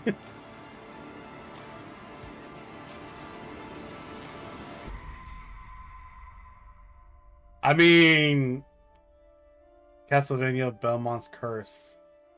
I mean, that look. Jesus Christ, dude. I think me and Summer had to gonna have to talk about financial stuff when it comes to video games. Cause Jesus Christ, there's like so many, like it's bad enough. Like I keep saying this so many times, and I'll keep repeating it. Like I think like as gamers, like of course we want to get a drawn into like whenever there's a game that like catches our interest that would like make us be like, I would love to play it because I feel like it'll be very interesting. But the fact that so far with this showcase, it's been nostalgia after nostalgia after nostalgia after nostalgia, but like not like they're kind of like reamping it, even though there are some that are like they are reamped. Like for instance, like this one, like Castlevania, I know this is part of the I won't say it's part of the series, but like because it doesn't replace the original, but since this is kind of like like modernized version of Castlevania, and the fact there's is kind of like honoring to celebrate their 40th anniversary. I think it's 40th anniversary of this game of Castlevania in general. I'm like thinking this is actually a great way to honor such a legacy of a video game. I mean, I guess it could be the same thing with Gears of War, Fable, and Halo. So the fact that these are like I said, these are banger games, and it's just a sucky part about you have to convince yourself like you want to play this game, but the thing is, it's a hardship of like you don't want to to put too much investment. There you go. Words. I can't speak words today for some reason. Into like a game that catches your attention and stuff like that. Because already so far, all the gameplays I've seen throughout the showcase with now Castlevania, I had to hold back so hard because for one, I want to play the original, like I said with Fable, and then now with Castlevania, I want to hold back on it so much because I want to play it, but I don't want to play the new ones yet. I want to play the original so that way I could just be like, how if I really truly enjoy the series game of it, like if I were to play the original Castlevania all the way through wherever the latest one is, and if I enjoy it, I'll be totally invested into it, 100%. But I cannot, because since I cannot say much about it, I haven't got the full. I won't say try to get full into it, get understanding the lore of the game is more of the line of will I like this game in the sense? Even though I probably would like this game, 110% I will love this game. It just I want to kind of say I've enjoyed the series of the game, if that makes sense, guys. All right, how many more do we have left? Another Persona 6 game? A Persona game? I said Persona 6. Why did I say that? Another Persona game. Phrase. Because I knew the company name.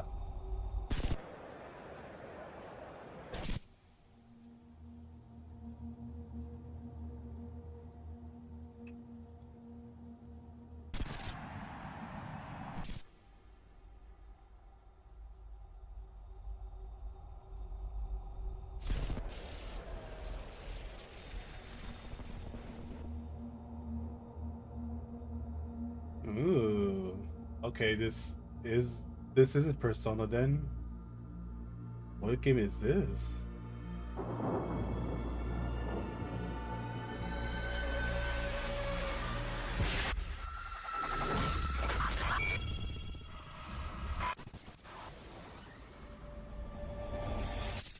Oh, okay.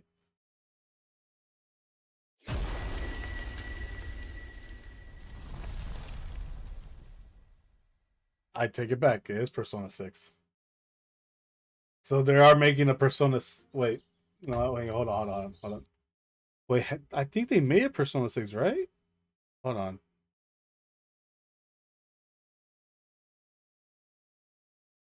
No. Okay, so this is recent then. Oh, so they're in the makings of Persona 6. Oh, so that's a teaser. That's a teaser then. Oh, okay. Okay. I didn't know. I was like, oh. Some years have a color to them. I was like, they're not by. I'm like, really? A haze that seems to fill the whole world.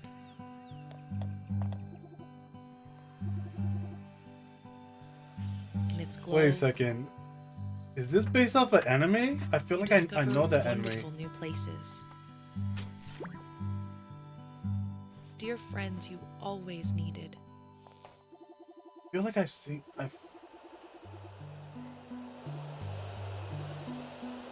and golden moments which linger on the warm breeze.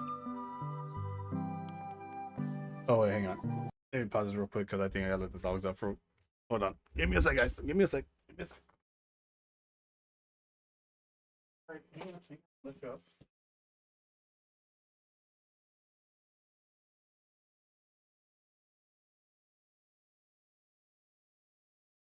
Okay. Oh, okay. Sorry about that, guys.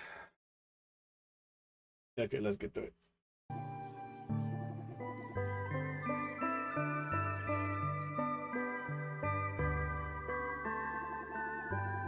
This game reminds me of that one. I'm trying to remember that one. This one anime.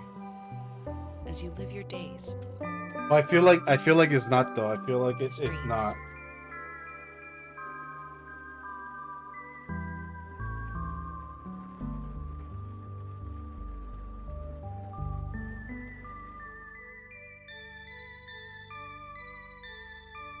Viva Rum. Virium? I can't pronounce the name. In a realm beyond.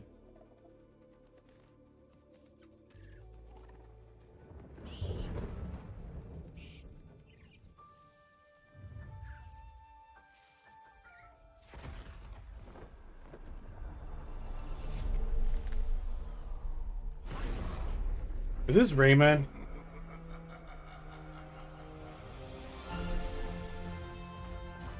I hope it's not Rayman, because if it is, I've already seen it.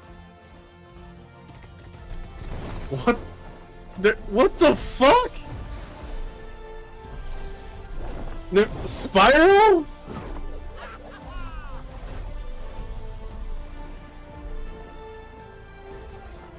What the fuck? That's what? Wow.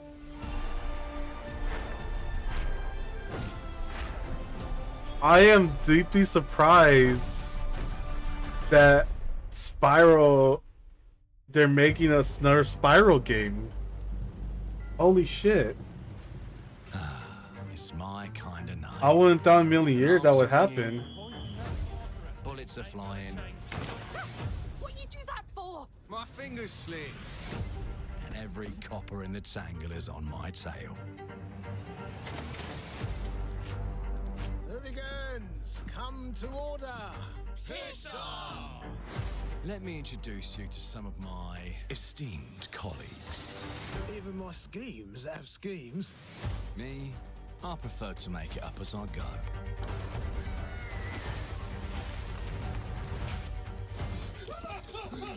Morgan! Oh, you'll have better odds getting through without me. Everyone knows you're easy pickings for someone with any sand. Then give my regards to the Sandman. Cheap rubbish. What game is this? A corpse in hand is worth two in the grave, as they say. Look at the bloody airships. We're not here for you. Not here for me!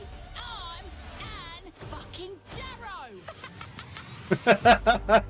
Time to lay our hands to mischief. We've been preparing to rob Griswick's vault for months now. So put in the heist tonight, yeah? Morgan, get to that crane to lower the ship. Greetings. I am the Miracle Industries auto-loading crane. If you have the authority, I am at your service. What happens if I fired a few holes in you? The lift is now unlocked. Ah, defeat. How sad. You were all doing so well. Do you expect us to go quietly? Well, I certainly don't expect any trouble from some of Avalon's most disposable citizens.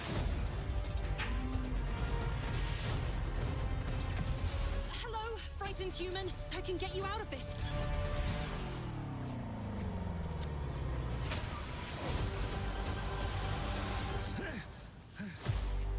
You've just jumped about 25 years back in time. This place, on this day, is ripe for changing the course of history.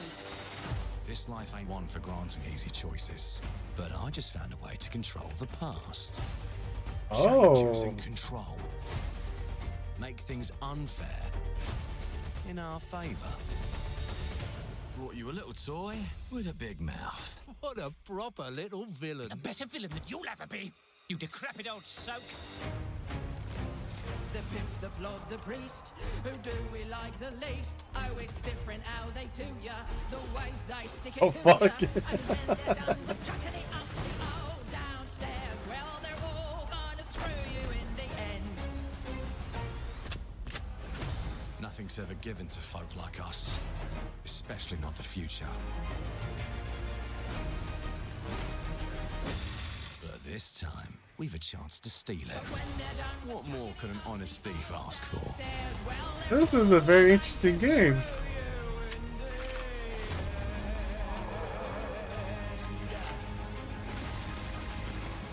Not gonna lie, I can see myself playing this game though. Clockwork Revolution.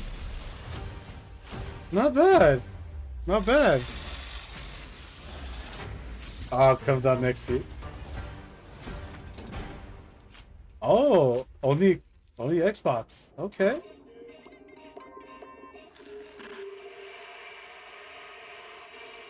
경의하는 최고령도자 동지의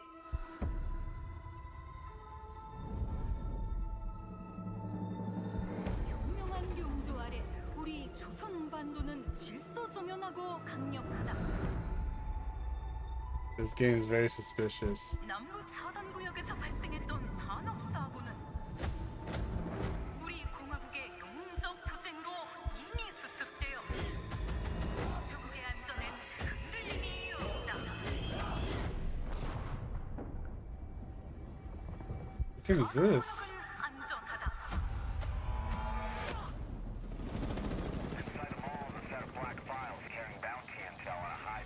This better not be freaking Call of Duty.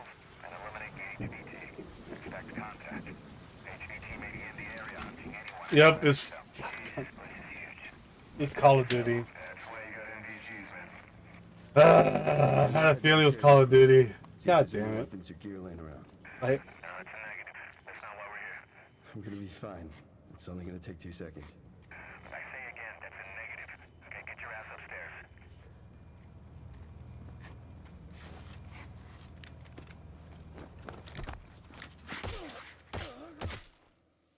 Damn, he's down. Let's go help him. Hell no. That's on him. I told him to get his ass up here. Copy. Where are we at on the intel? Got it.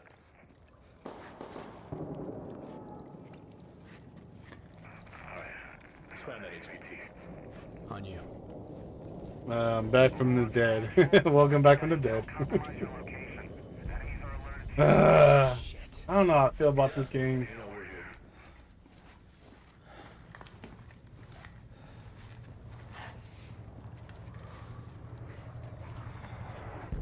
Damn.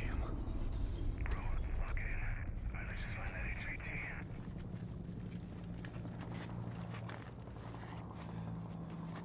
Hey, hold up. What's up? Let's just...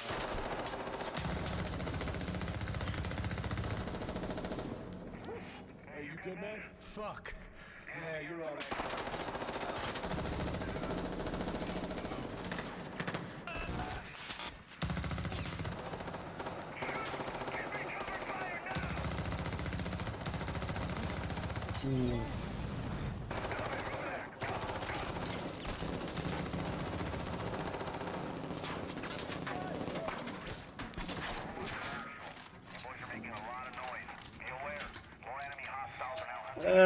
Was that the HVT? Hey, fuck the HVT. Let's just go to Expo.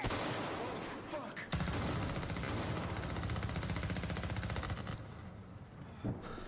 I got you, man.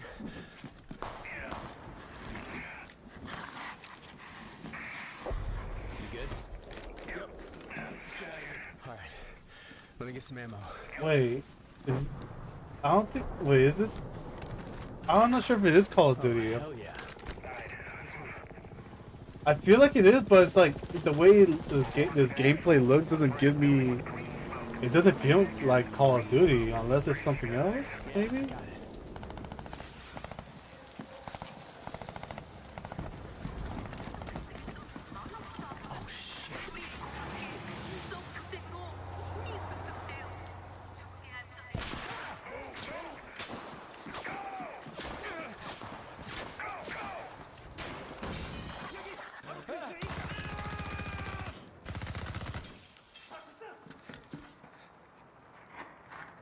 What game? I'm trying to figure out what game this is.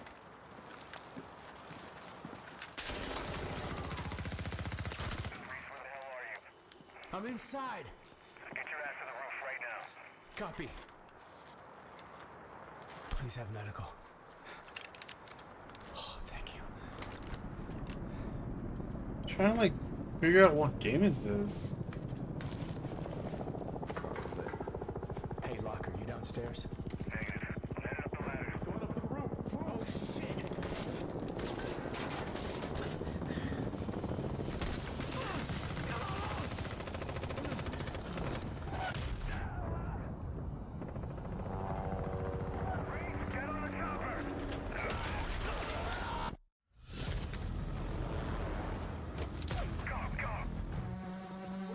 What game is this? This is.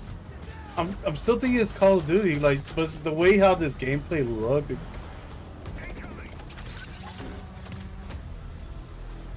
Extract or die trying.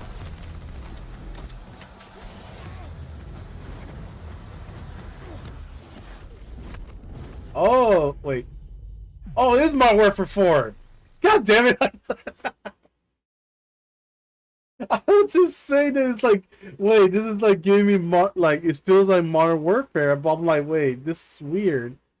I was trying. I was like, I was trying to like piece everything together. I was like, I know for sure. I know for sure. Like, I was like, I know I was completely 100% sure this was a what do you call it, Modern Warfare game. Also, as gonna start in 2 minutes. Sorry about that. But Jesus Christ, like, like I don't even know how. Like, not gonna lie, I don't know how I feel about it now. It's just, it's kind of hard to how I say it. It's kind of difficult to figure out like what's good to enjoy, what's not to enjoy for this game. So, but like so far, like they're all bangers. Like so far, every one of these games have been such great bangers. Like they're all good games. They kept Blackout. Why not add more to old games except Ghost? Like this. That's the thing I failed to realize when it comes to when it came to Call of Duty, because I guess I feel like Ghost had a bad what do you call it? I think they had a bad outlook when it first came out. I think that's probably why they were like, we're not gonna do any more projects with Ghost. Instead, we're gonna make more projects with, you know, more game with all the ones we have success with, which was Modern Warfare. I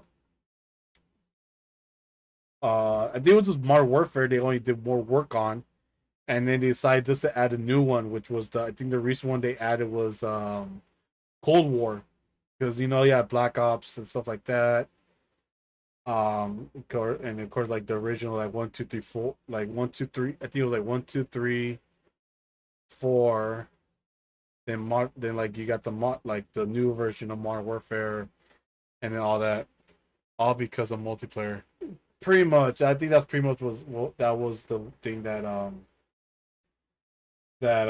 was kind of like the focal point for these games. So again, at the same time, I don't like it. I don't despise it, but it's just the aspect of like, you know, how I will feel about it.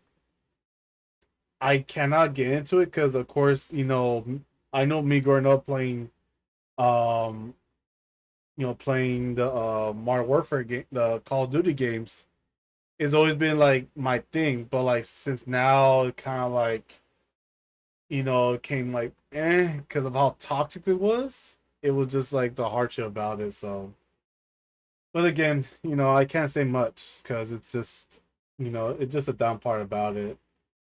But yeah, let's see. There should be another one because there was one that I have not seen.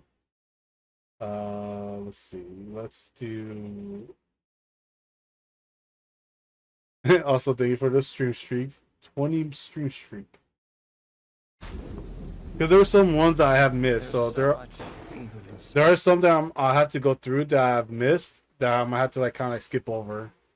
Like for instance, I've seen this one. I did see the Halloween, which that's the game I want to play. So I'm gonna fast forward. Well, actually no, I'll just let this through. We'll just let this through, and then after this one, we'll move forward with. I'll move forward with like a different conversation. But I remember firsthand how much I really want to play this. But what threw me off was when I saw the news about this game coming out, I was thinking they were gonna do like what they did with Friday the 13th game, which was like 4v1 survival game. You know, where you play as the Jason, and you kill your friend. You know, you kill your his victims, or in this case, like your friends and stuff like that. Like the survival game, co-op kind of in a sense, multiplayer. Versus, I think with this one, this is basically a solo game. So I was like, yes, I need something like this. So yeah.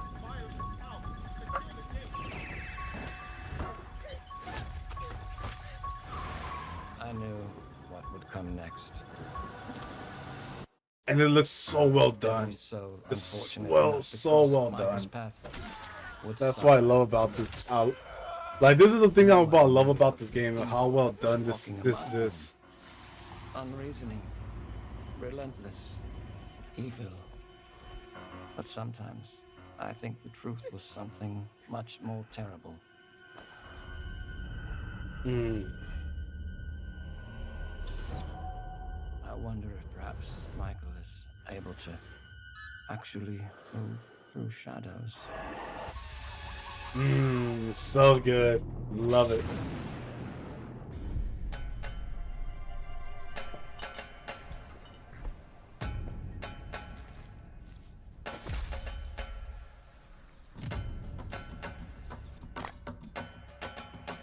What game is this one?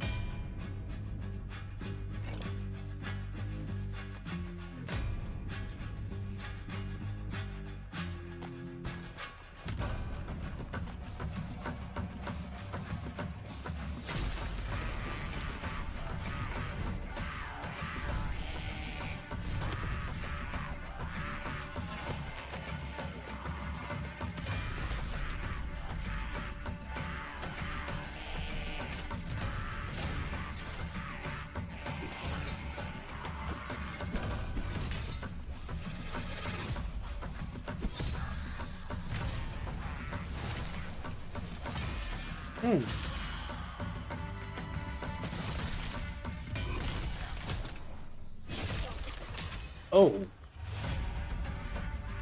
Alcatraz? I don't know how I feel about that game. That game kind of remind me of that one game that Jen played, that VR game. It kind of gives me like that kind of vibe. But I think the only difference is that you can use your surrounding to your advantages and stuff like that. I think that's the only difference. So I don't know how I feel about that game. What was that game called again? It was Alcahest?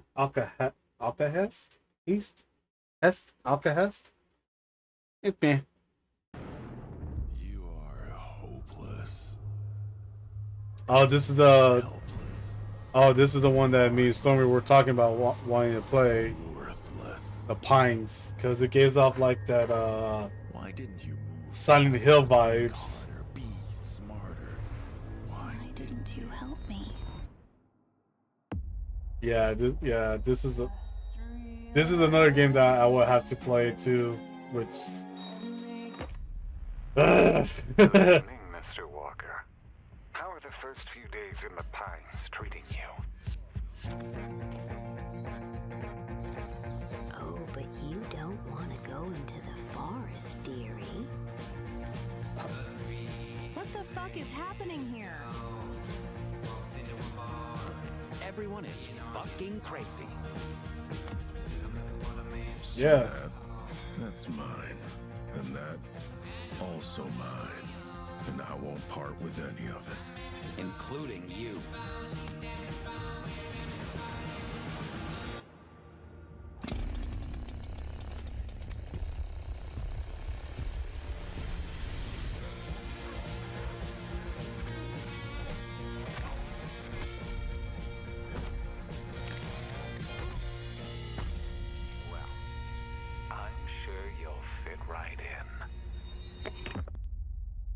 Yeah, I'll that game I will enjoy playing because again it's like that survival psychological horror, which I know damn well is gonna suck. Because for one, I won't say I'm good at survival horror games, but there are times where I kind of like lose myself when it comes to like, hey, by the way, you have to like kind of like survive. You gotta like learn how to dodge, evade and all that stuff. So, yeah. Oh my god, they're bringing another Godzilla game.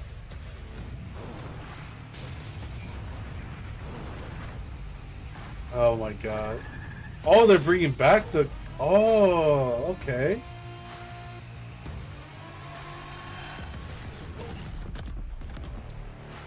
Oh, that's pretty cool.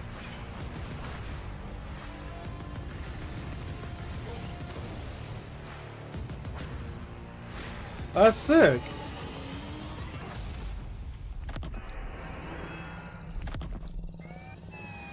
Mega Godzilla. That's so cool. I like that one.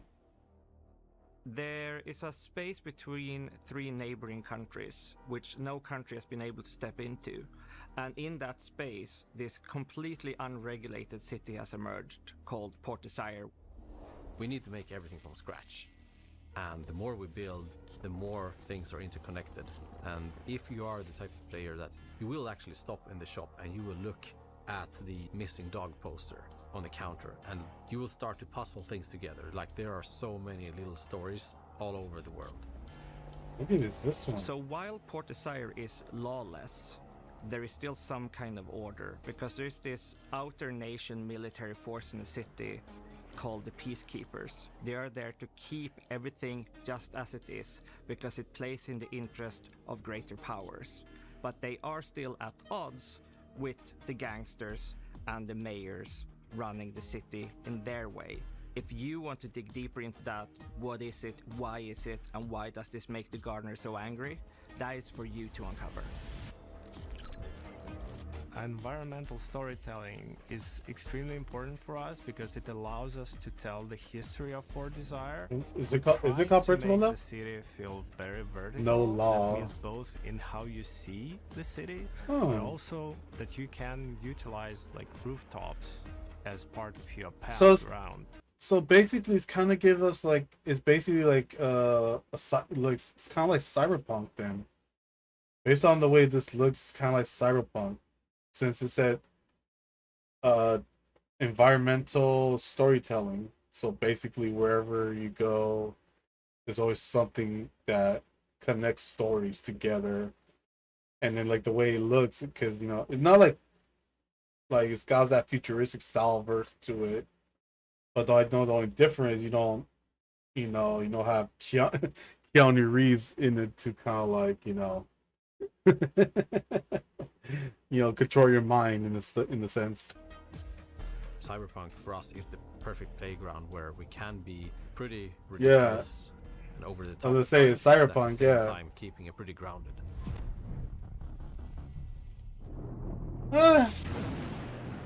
It's alright. 50-50 on that one.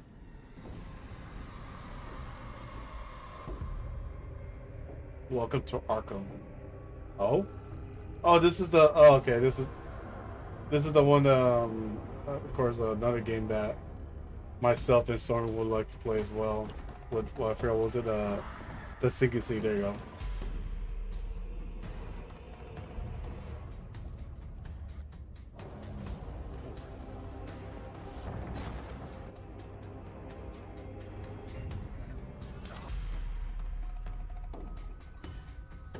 Yeah, see, for sure this one's gonna be a good game to play.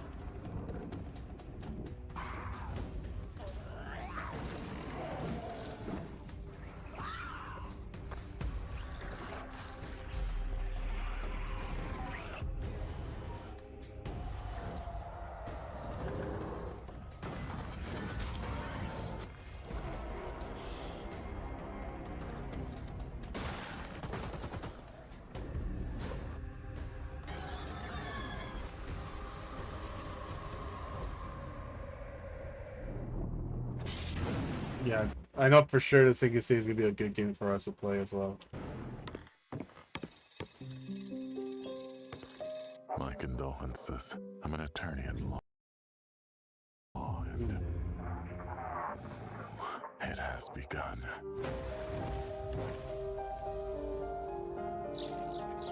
Oh! Stand a chance in court.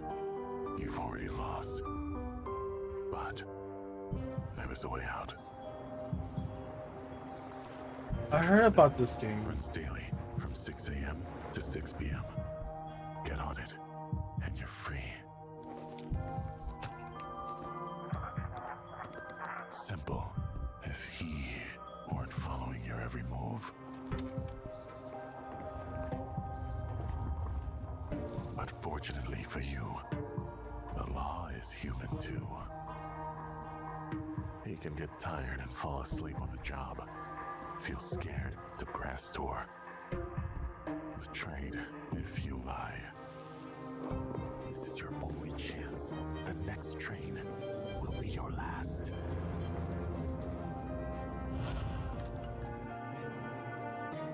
Oh,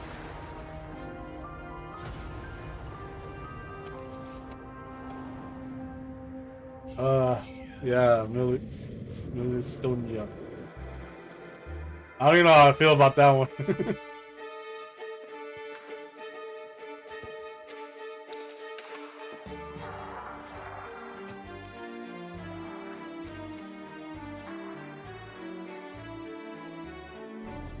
Okay. Welcome back to the station,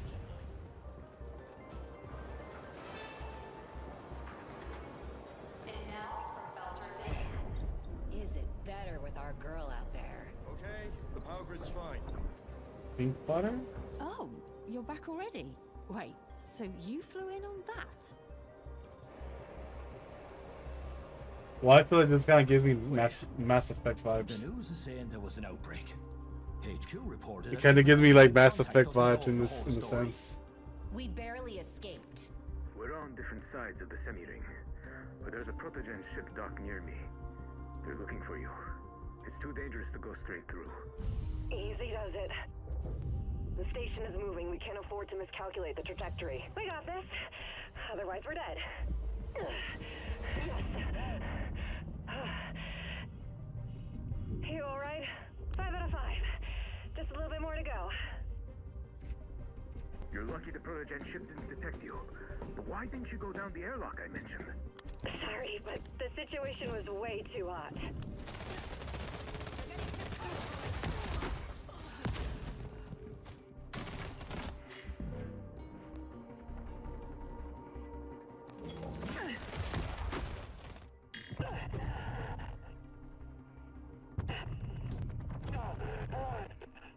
Observing the enemy.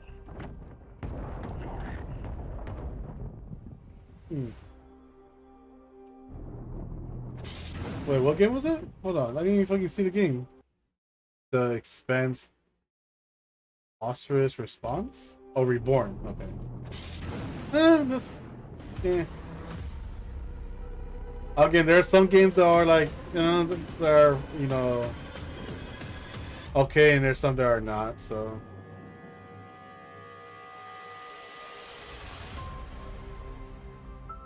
Dalton Dinos? What the fuck is this?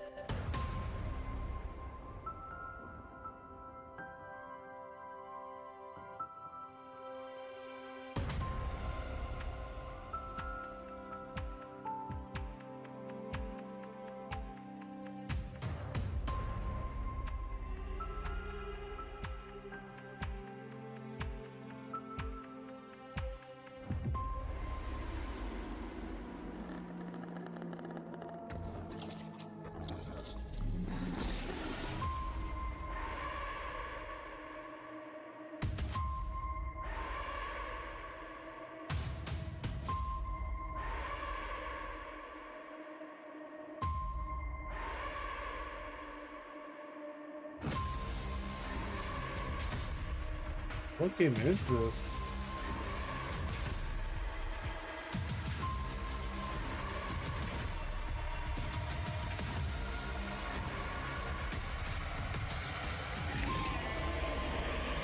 Oh god. Terrible lizards. Damn, that's a. Oh my god, I don't know how I feel about that one.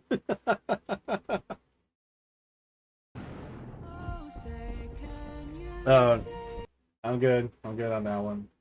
I feel like that game I probably will not. That's probably a game I probably will not play. அப்பனும் கைவிரிக்க எல்லாத்தையும் இழந்து வந்திருக்க.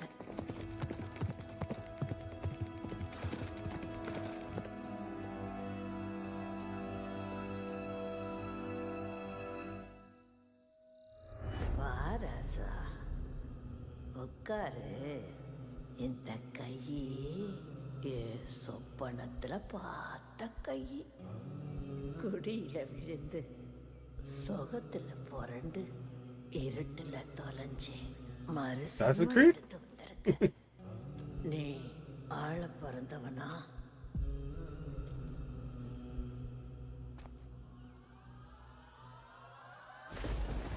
இல்ல அழிக்க பிறந்தவனா? பஞ்சம் I don't think it's Assassin's Creed.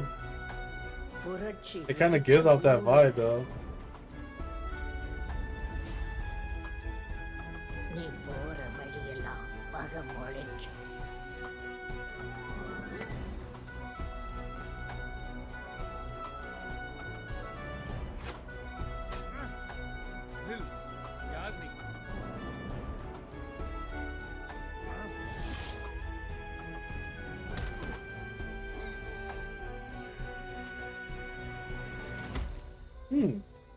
ஆறா வளையிற ஒரு வாழ் உன் பகைய முடிக்கும்.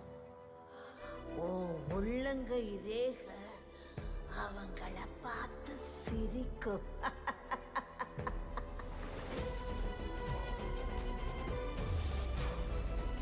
உனக்காக ஒரு அரியாசனம் காத்திருக்க.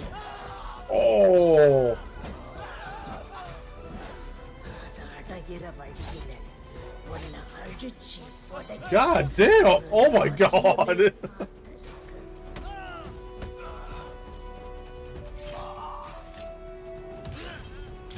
Jesus Christ! What kind of game is this?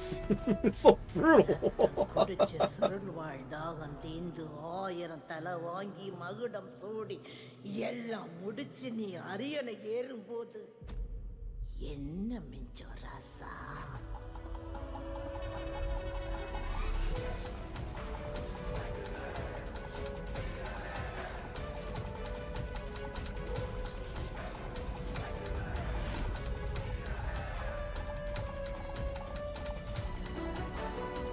Son of the... Wait, son of what? Son of the Tanjai. Son of Tanjai. That's actually pretty cool, but at the same time it's pretty gory. So I like, so pretty much some of these are coming out pretty soon and some are not. Oh, I've seen this one. Shark Dentist? Or, yeah, I think that's what it's called, right? Shark Dentist? Yeah.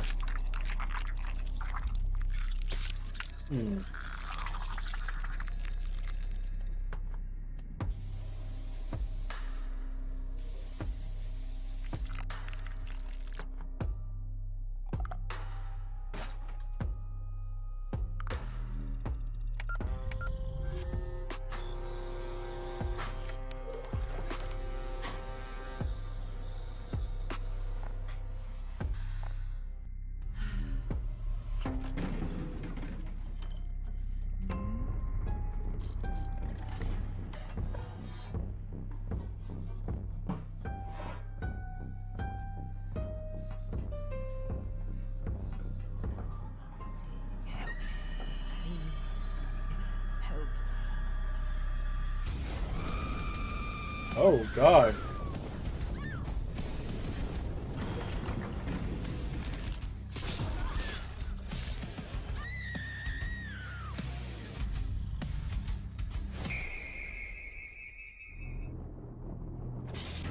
I didn't see that part. That threw me off for a loop. Never trust anyone and rely on your instincts. It's time to look sharp and concentrate. It's both easier and more difficult than you might imagine. Is that Hitman? Now, let's get this show running. Oh, okay. Hell yeah. Oh, coming out next year. That's pretty sick. You are a mercenary. Fire. Oh, isn't this that one game? It's not. I don't think it's Call of Duty. It's not Call of Duty. It's War Dog. There you go. It's, I always say because this is like a version of like Battlefield.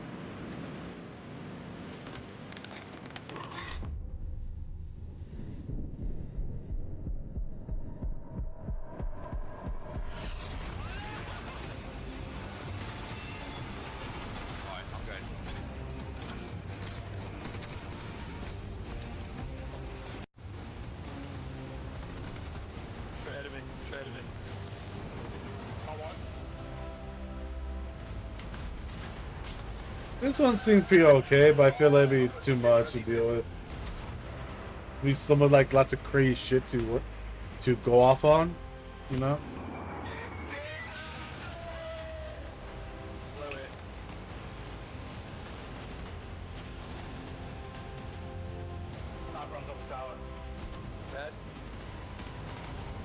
Yeah, that's a yeah, that's a little bit too much, overwhelming for me.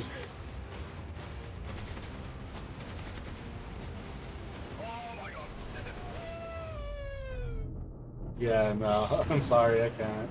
The backstory for the player character Aiden is that he's this one's a guy good one who too. has his entire life been consumed For with Hellsinger. yearning. From an early age, he's sought out crime, drugs, sex, danger in order to feel more, to experience more. By the time we meet him, he's met a kindred spirit, his girlfriend Sunny, and the two of them have entered this infernal spiral into depravity. You crave what we offer. Your desires so plentiful. In the game, you'll use this mysterious puzzle box artifact called a configuration to wield the powers of hell, to burn, penetrate, slash, rip apart your enemies, and also Yeah, I feel like this would be a fun game to play, like another fun game to play as well. puzzles, and ultimately save yourself and your girlfriend from the powers of Yeah, hell. that'd be pretty cool to play. It was incredibly dear to us to stay true to the Hellraiser franchise when doing this work. I was gonna say So because we I know went if they do anything, the I was gonna first say and if they second do anything movie creative with and the novella Hellrising he initially franchise, wrote I was feel like based people are on gonna hate Hellbound them. Heart. Tried to kind of Especially blend like other if influences out, fans of and like we just the Pinhead studied those would until like we been found very what pissed. really resonated Even though I'm with pretty us. sure they want like to play at Pinhead and stuff like that. So in the game, the force of opposition that you'll be fighting is broadly on two sides. So on the first side, you have this cult that's obsessed with the Cenobites and with trying to create their own Cenobites on Earth, ones that they can control and use in order to essentially grant themselves infinite pleasure. So this cult, they're trying to find a way to advance their goals, and to do so, they need this Genesis configuration that you're wielding. You need the Genesis configuration to complete your bargain and try and get Sunny's soul back. The second category of enemy is what we call the unworthy. So these are beings who have used configurations themselves in the past, and in most cases have been like interred into the labyrinth where they've been tortured for some sort of eternity, and who are now released by the actions of the Genesis configuration and are seeking you, thinking that you're their way out, you're their way to freedom. So they're these depraved, decrepit souls who are desperately trying to kill you and take what's yours. Clive Barker's Hellraiser Revival is coming to PC and consoles in 2026. We've got plenty more to show you throughout the year, so stay tuned. You can wishlist the game now to join in, or you can follow us on social media, where Pinhead himself will often be in the replies. Thanks for watching, and take pleasure in the rest of the show. Okay. I'm gonna do one more game because there was one more game that caught my utmost attention, which is based off a comic book, from the Teenage Mutant Ninja Turtles, which is Ronin, which I believe is like the last Ronin, which is basically, if you guys don't read the comic books, there's a what do you call it? It's basically a darker ego of one of the turtles, which was, I think it was either Leonardo or Raphael, but I think it was more towards Leonardo. And if you guys don't read the comic books, it's basically like, I guess where, because Leonardo was always the leader of the group of the brothers, and I believe that there was a section, I'm pretty sure there was like a point where he's like a breaking point for him, and he takes on this darker person. So he's, instead of becoming a hero that, you know, like as that he was labeled as, this version of Leonardo is basically like, gloves are off, I'm done being a hero, I'm just gonna, you know, kind of like the Punisher, like I'm gonna take lives and stuff like that. So let's see, which one's the best one? I guess we'll do the PlayStation one, since, actually no, 2 years ago, so no, I think we'll do this one then. This will be the last one, and we'll move forward. Oh, Paramount. I didn't know Paramount actually started making games now. Interesting. From the studio that bought you, Bayonetta. Wait, who did it? So, oh, so I'm gonna ignore that one. I don't know about that one, but Ninja Gaiden 4 and Bayonetta. So a lot of people contribute to this game. So that's, and you're talking about big names that made the games for it. That's actually sick. Platinum Games Inc. I know about that one.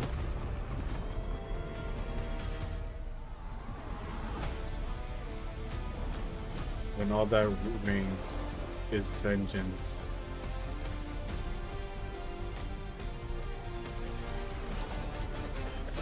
The last Ronin. Ah, no! Give me more. Oh, I want more. Don't tease me like that. I want to see something more. Let's see now. I want to see if there's actually some more stuff to it. God damn it, it's not. Oh wait, hang on. I might be wrong. Hold on.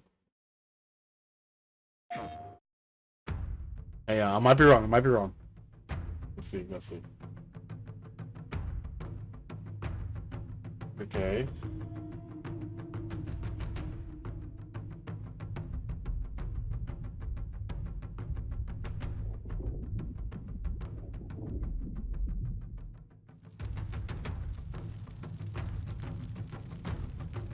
So basically just showing how all, so basically it's like how all the brothers died. Like that's like the scenes right here tells you how in the comic books how each of the brother has we call it in the comic book how they passed on. I did not. Oh, this is no good. And then of course of course the best one of all was this one, which is the Resident Evil Veronica, which again I didn't think they were gonna do a remake of Veronica, so that took me me by surprise, like mostly. So, because I just get this weird sense it's gonna probably get the same aspects as not like in the creepy vibe with like Requiem, but more the line of like kind of like the Oui? Qui est-ce? like the So, mechanics. you're the American who called earlier. The mechanics. sister of the man on the Even ground though floor. this kind of gives off like it feels like Requiem. So It's so nice to meet you. Brr, it's freezing. Come in. Come in. We don't want you to catch a cold. I hate to say it, but your brother is, well, quite odd. In we go.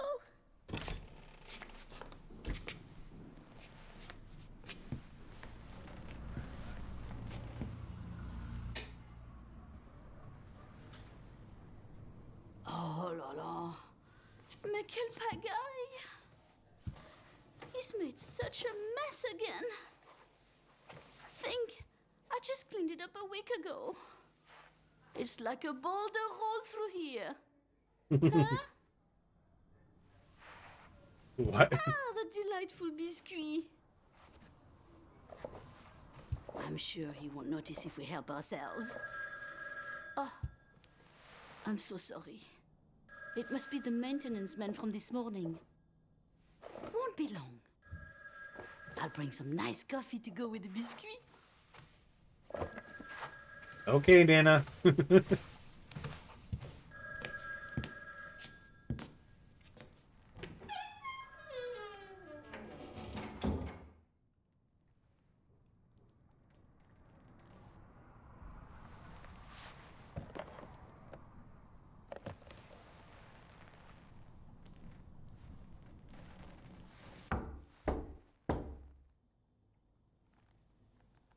Oh, I forgot about this. It's always like the creep. I get this weird saying they're gonna try like convert they're gonna convert like the creepy vibe from Requiem into this game. I don't know why I just get that weird sense.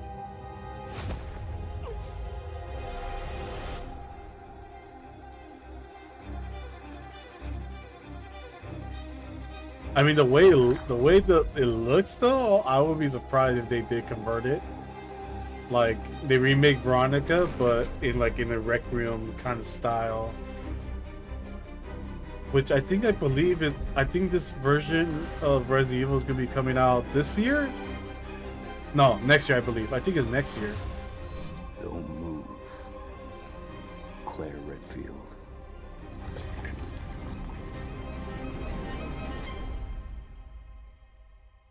Forgot when's it come out though? Next year, isn't it, or to this year?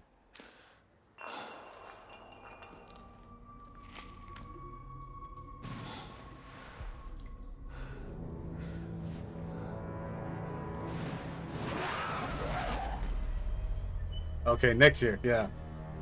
Okay. You know what? That's fair. That's fair. That's fair. I mean, fuck. That's kind of Jesus Christ. So I guess they're doing a back-to-back Resident Evil releases though. Like is that kind of crazy though if you think about it? Like the fact that after the release of Requiem, now they're gonna pursue forward on making Veronica, which again, this is kind of crazy. Like so many like stuff. Like I didn't know what to believe. Like this is kind of crazy to think about. Like it's already crazy enough that like this game is Requiem is already like becoming a big name. For the Resident Evil franchise. Now they're just like, you know what?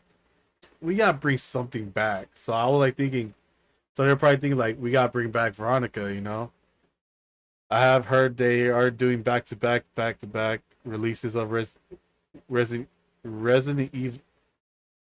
Evil with RE10 coming out in 2029. I mean, it's crazy. Like the crazy part about it is that like, how would you end it though? Like that's the thing about like that's the question I would like. I want like the developers of Resident Evil to be like, if you're planning on ending a big name franchise, how would you end it though? You know, because I, I feel like they're I feel like they're gonna I feel like in my sense what they're gonna do, I feel like they're gonna give like each character an ending. Like not like of any of like you know, like how every Resident Evil game goes, where it's like we survive, you know, just, you know, whatever, you know, path they took to get to the final boss, and like happy ending kind of thing. More like about them, like their personalized story, like from Chris Renfield to her sister, and then to what's her name, fuck, uh I forgot what was her name in Requiem. I forgot what her name was. Her, and then Ada, because I know Ada. I'm pretty sure there should be one for Ada. I believe Ada should deserve to have one. Grace, there you go. Yeah, for Grace. I feel like they're gonna. I feel like they're gonna like do something with Grace. You know, and then like all the character. I feel like with all the characters in Resident Evil that everyone played, you know, they played. Grace had her ending, I think, personally. Yeah, I understand that, but I feel like, because the thing is, like, because I feel like, because I haven't played Requiem yet, but I'm pretty sure that Leon has his own ending, like his personalized ending. Same with Grace, but what about the rest of the characters, like Chris Redfield, uh, her her sister, Veronica, and then of course like or like the other characters like Ada Wong, and then there was another guy, I'm trying to remember his name. There was another, I think it was another character that I forgot which Resident Evil you play as. There was another one. I'm trying to remember by heart, but I just can't remember. But I know they all deserve like their own personal ending. Cause for sure, cause if you're, because I know they're trying to end like the virus and the company, you know, that makes all these crazy creatures and zombies and stuff like that. I know they're gonna try to do something with that too, of like with like permanently shutting down the umbrella company and their projects, kind of like that. So I don't know. It's kind of like, I know it's asking for a lot, but I know for sure there might be thinking of something like that, of like for future purpose, for future, you know, Resident Evil games, and how they tell their story in a sense, you know, because I'm pretty sure all these, you know, all the old Resident Evils, with the inclusion of the remakes, and then add Requiem, and then now adding Resident Evil Veronica into the mix, how does it fall in like their storytelling with each of the characters, or they're separate, you know? I'm just kind of like throwing, you know, possibilities out there, you know, just be like, hey, you know, how, if there's a scenario of like, how would you want to end, you know, if there was a big ending to end a amazing franchise career, how would you end it, you know? So that just like, you know, that's just me, just, you know. Now I'm pretty sure there's probably some in the making of like, hey, that's just how it's gonna happen. It's like the same thing with Gears of War, because with Gears of War, um, you know, everyone, if you guys seen it, right? You seen it from the first one all the way to the fourth. Well, I'm pretty sure Stormy hasn't.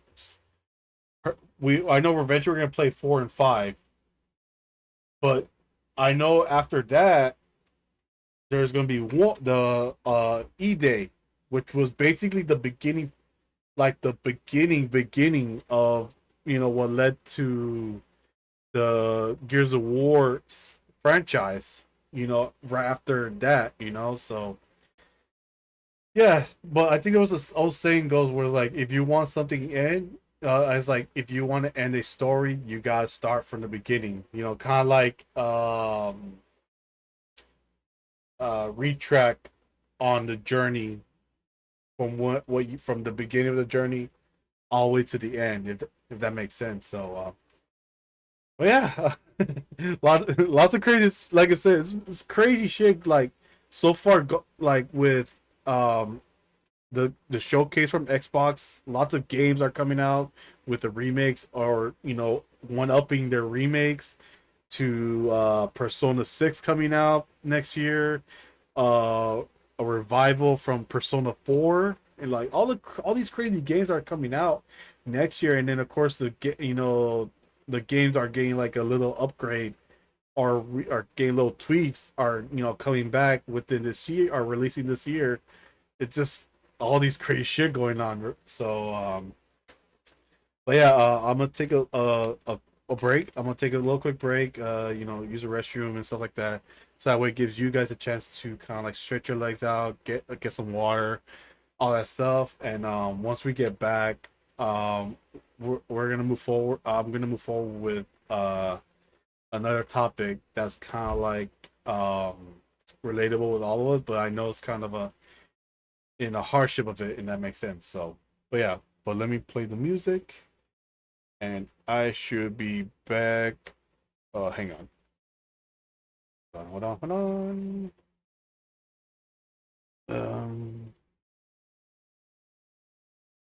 Where is my?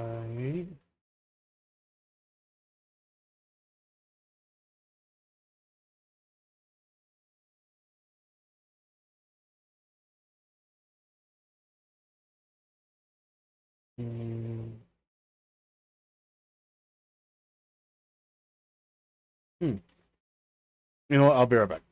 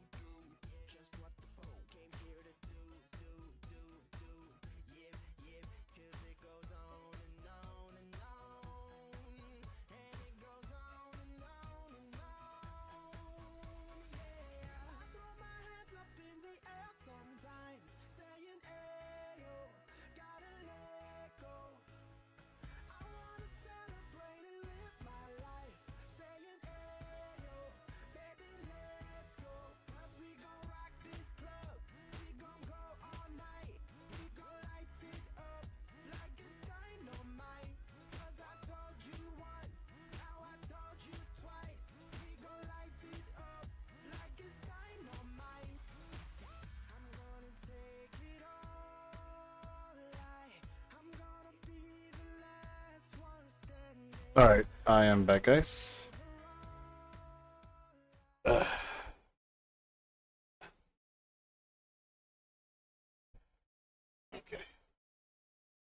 Whew. Okay.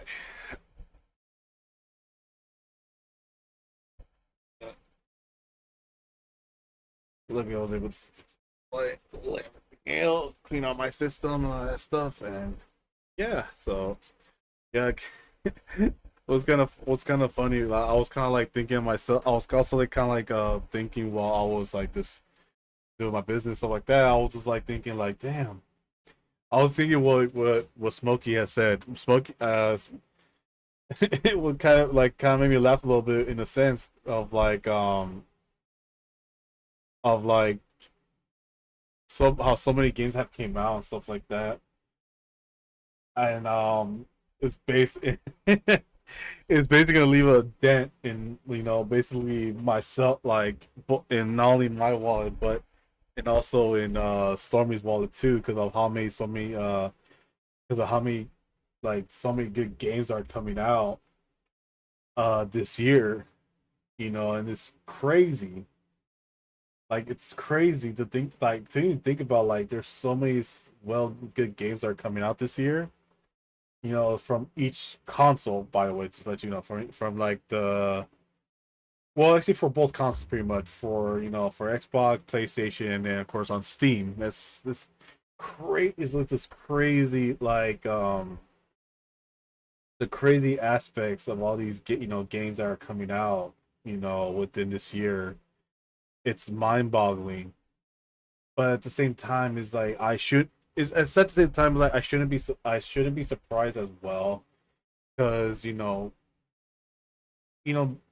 doesn't beat the aspect of, like, if you think about it from back then, you know, I said, like, back then, you know, lots of the games that we grew up playing, you know, regardless of what they were, it was how you say it, it was it took a lot longer, if that makes sense to you guys, because I remember,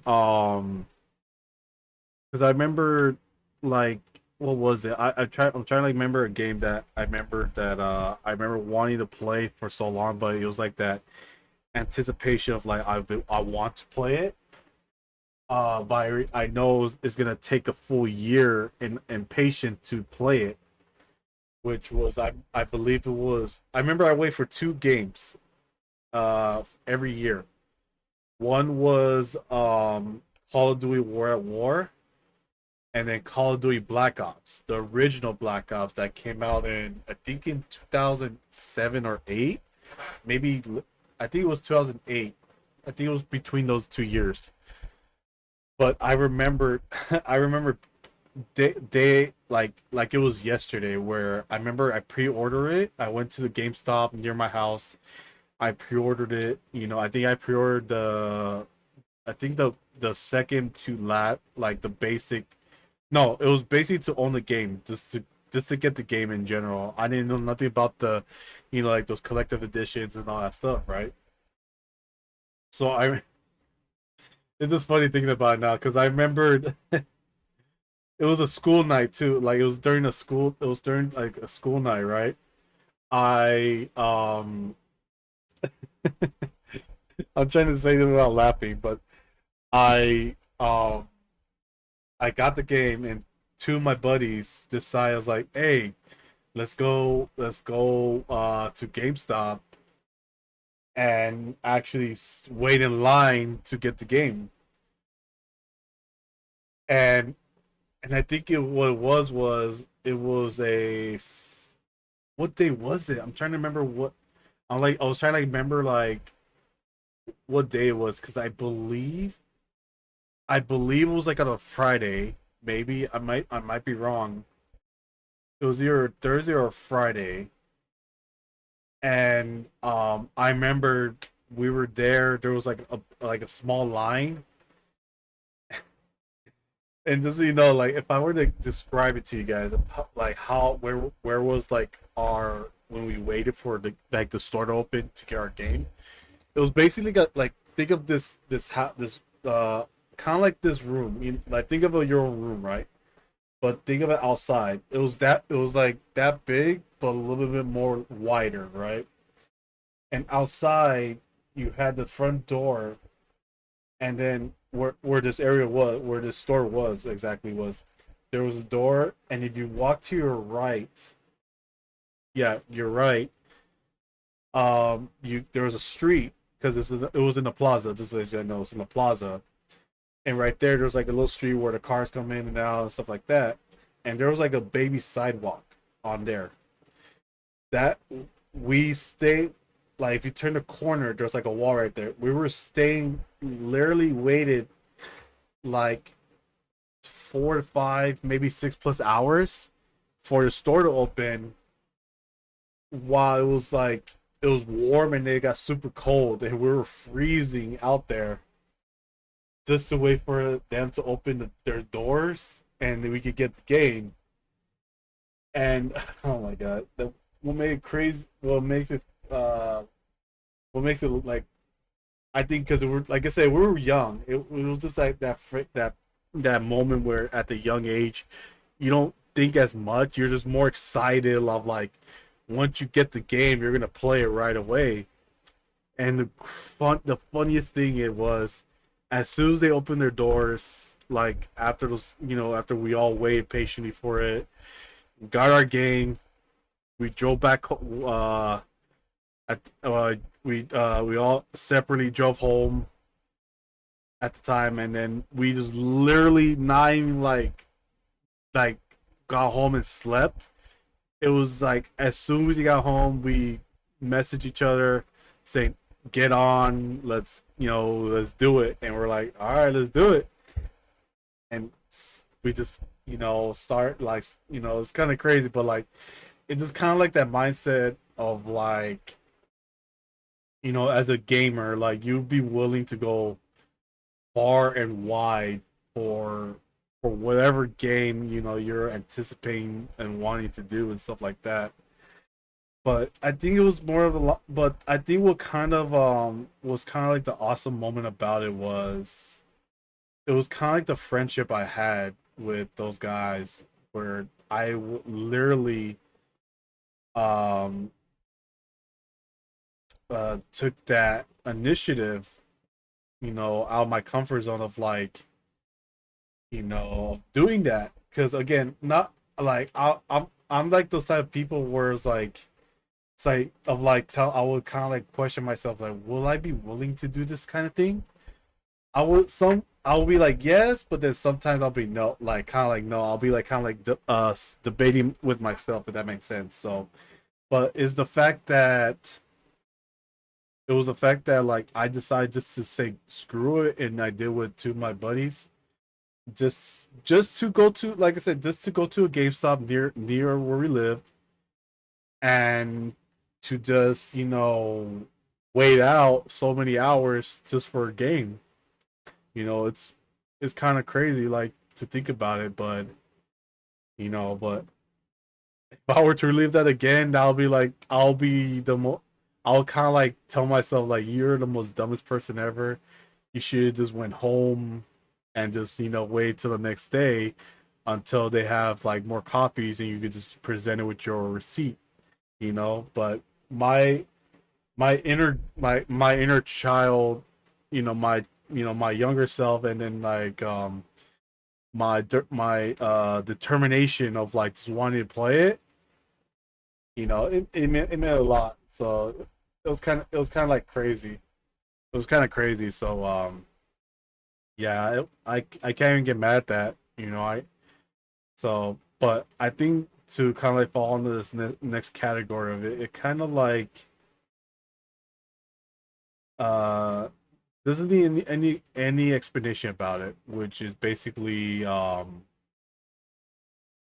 making friends as an adult now, like be able to make friends as like a grown person, well, as an adult.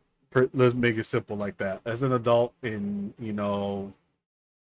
in whatever certain day and age it is, because I think I find that I don't know what it is. I think it's very difficult, you know, like kind of like putting a simple term in like in the simple matter of like in a question of like, is it easy or hard to make friends regardless of like like an age group, like you're like a young child, teen, adult, elder, right? And I guess honestly say I think as and as well as a lot of people of us, as like grown adults, I could say that it's a lot harder making friends as an adult than how it was as a kid, or as a teenager at some point. Because I know there are like two different aspects of it. Because we all know like the basic nostalgic for making friends, which is if you have similarities of certain things, your favorite hobbies, your favorite music group, favorite cartoon, anime, like you name it, like all that, right? um it just I think the only hard I think it's the more harder part of like now versus at younger ages, that you sometimes could like determine based on people's responses in a sense, right?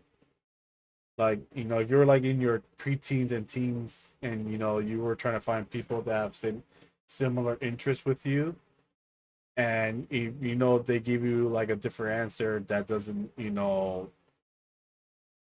doesn't make you feel right, that you feel like you don't um deserve to be that friend, or like it doesn't you don't see like any friendship moving forward from it in a sense. There's no point for you to even try, right?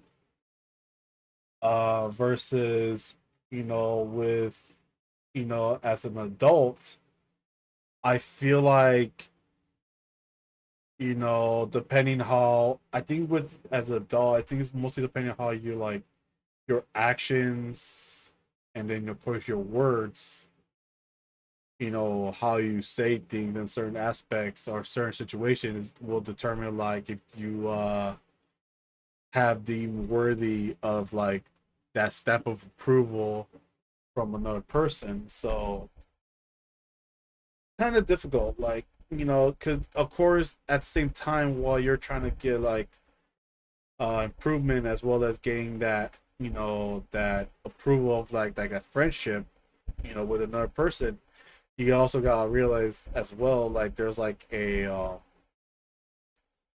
how I say it, it's kind of like more of a like they have a block of kind of like a shield or a wall of some sort that they personally develop from their years and their own personalized lives, so I mean, and I could honestly agree, like that's the thing I could probably agree with, which is most of us couldn't agree with, is that you know it was a lot easier, but like little by little when you get to know people, sometimes people have different agendas and different ideas of like how they perceive with their friendships, like because I'm pretty sure, like I think with adults, like you can know someone for so long, like that's always a dead given.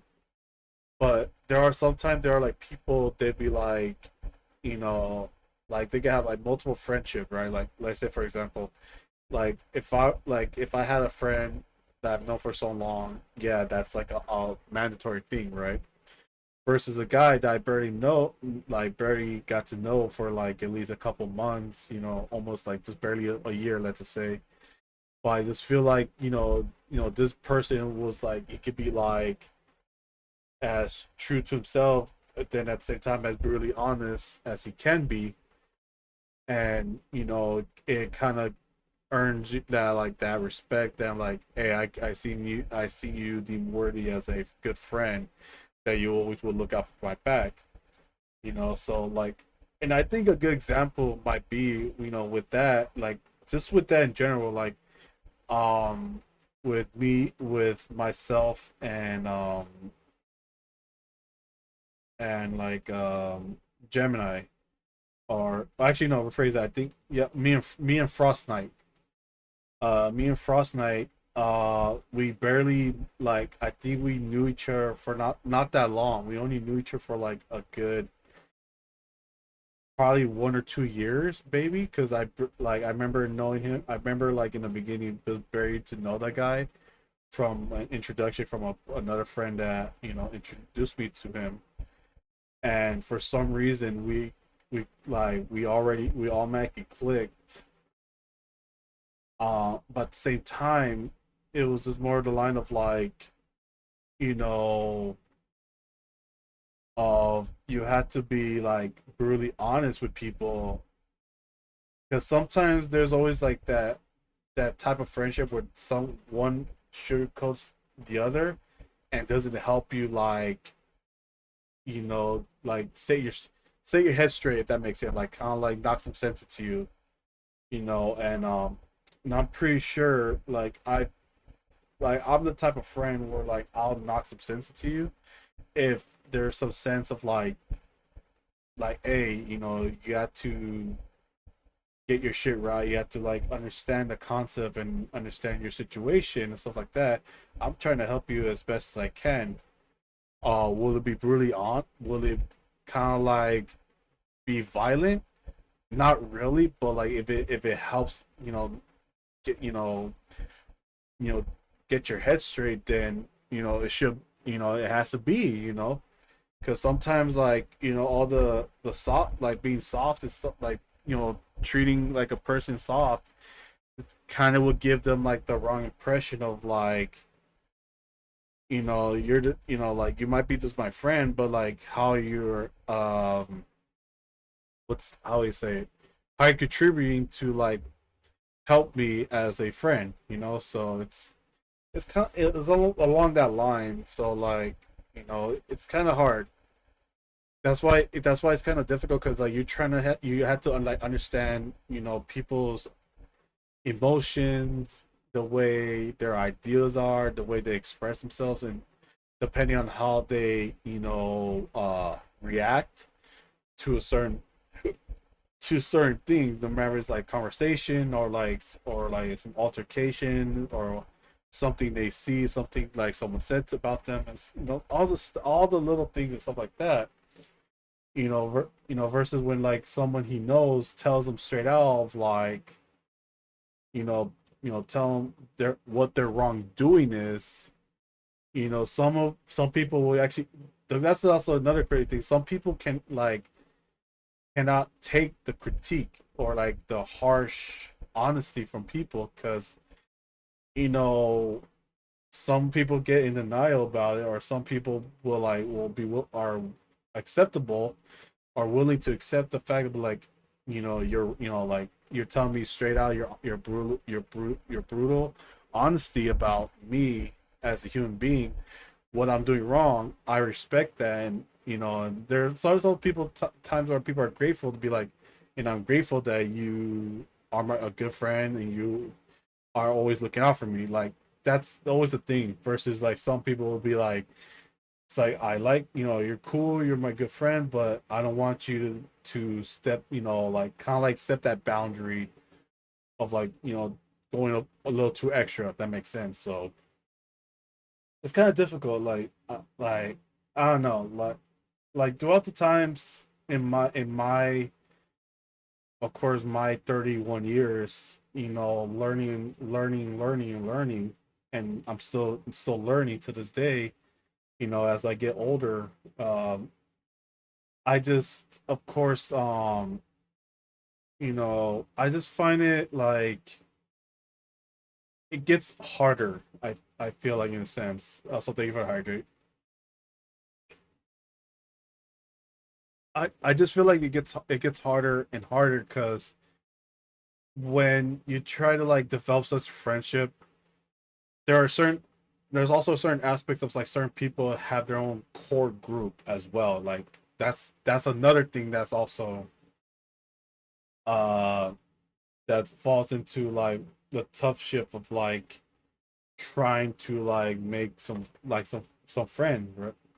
Like, because I always feel like my honest opinion, like I feel like I would contribute to make lots of good friends, but I know a lot of people will have their own like uh personalized group, if that makes sense, like their own friend group in a sense, you know, and and I'm pretty sure. I'm not saying it happens to a lot of people that have interaction with, but I'm pretty sure there are like lots of people that do question me about like whenever people kind of like introduce me into like their personal friend group, they always have that sense of like, who is this outsider? What is his deal? What is his intentions? What's he here for? So like it's kind of like understandable in a sense, but then at the same time it's kind of like you're being way too like not protected, but kind of like putting too much out in front, like you're putting too much of a barrier in a sense, because I always feel like whenever like uh when it comes to people trying to make some friends with different people, there's always some outside force that could disconnect that, like that could just destroy that connection, and then you're just like you're like kind of like asked out, like what the hell kind of thing. So I don't know. I probably might be thinking too much. I might overthink too much about it, but it's just kind of like how I see it. From reading off, some people's vibes, but then also with like the interactions I have with lots of people. Some people can be like very friendly and very open with it if they deem me worthy of like being part of it. And if they do, like I would respect it, and I would like be humbled by it, and just, you know do not take it for granted kind of way, versus with like if I feel like there's a like some sort of defense in like a tone, or like the way they posture themselves, or the way they talk to me in a sense, then yeah, be like, okay, you get to say no, or to be like, you're not feeling it, and I could just move forward. Because there are times people don't say it. That's another thing that won't do, is they won't speak out about it. Like that's another thing too. Like like how, like I'm not, if there's some people that are like that try to make friends, and if I'm just don't know what you're thinking, how would I know if you want to like develop some like a friendship where you're just not, you're not in it for it, so there's just things like that. So, and like the fact that like with my track record of like making friends from doing like not as content creating, because I kind of pray like I want to make some a good community and great friends along the way. I really do, but like I want to develop like a strong friendship thing as well, to a point where it's like not saying I want to be rely on too much. I just want to be um like just that friend where it's like, hey, if you feel like there's something going wrong on with your life, and you feel like you cannot go to the people that your own, like, let's say your top three good friends that you always have rely on.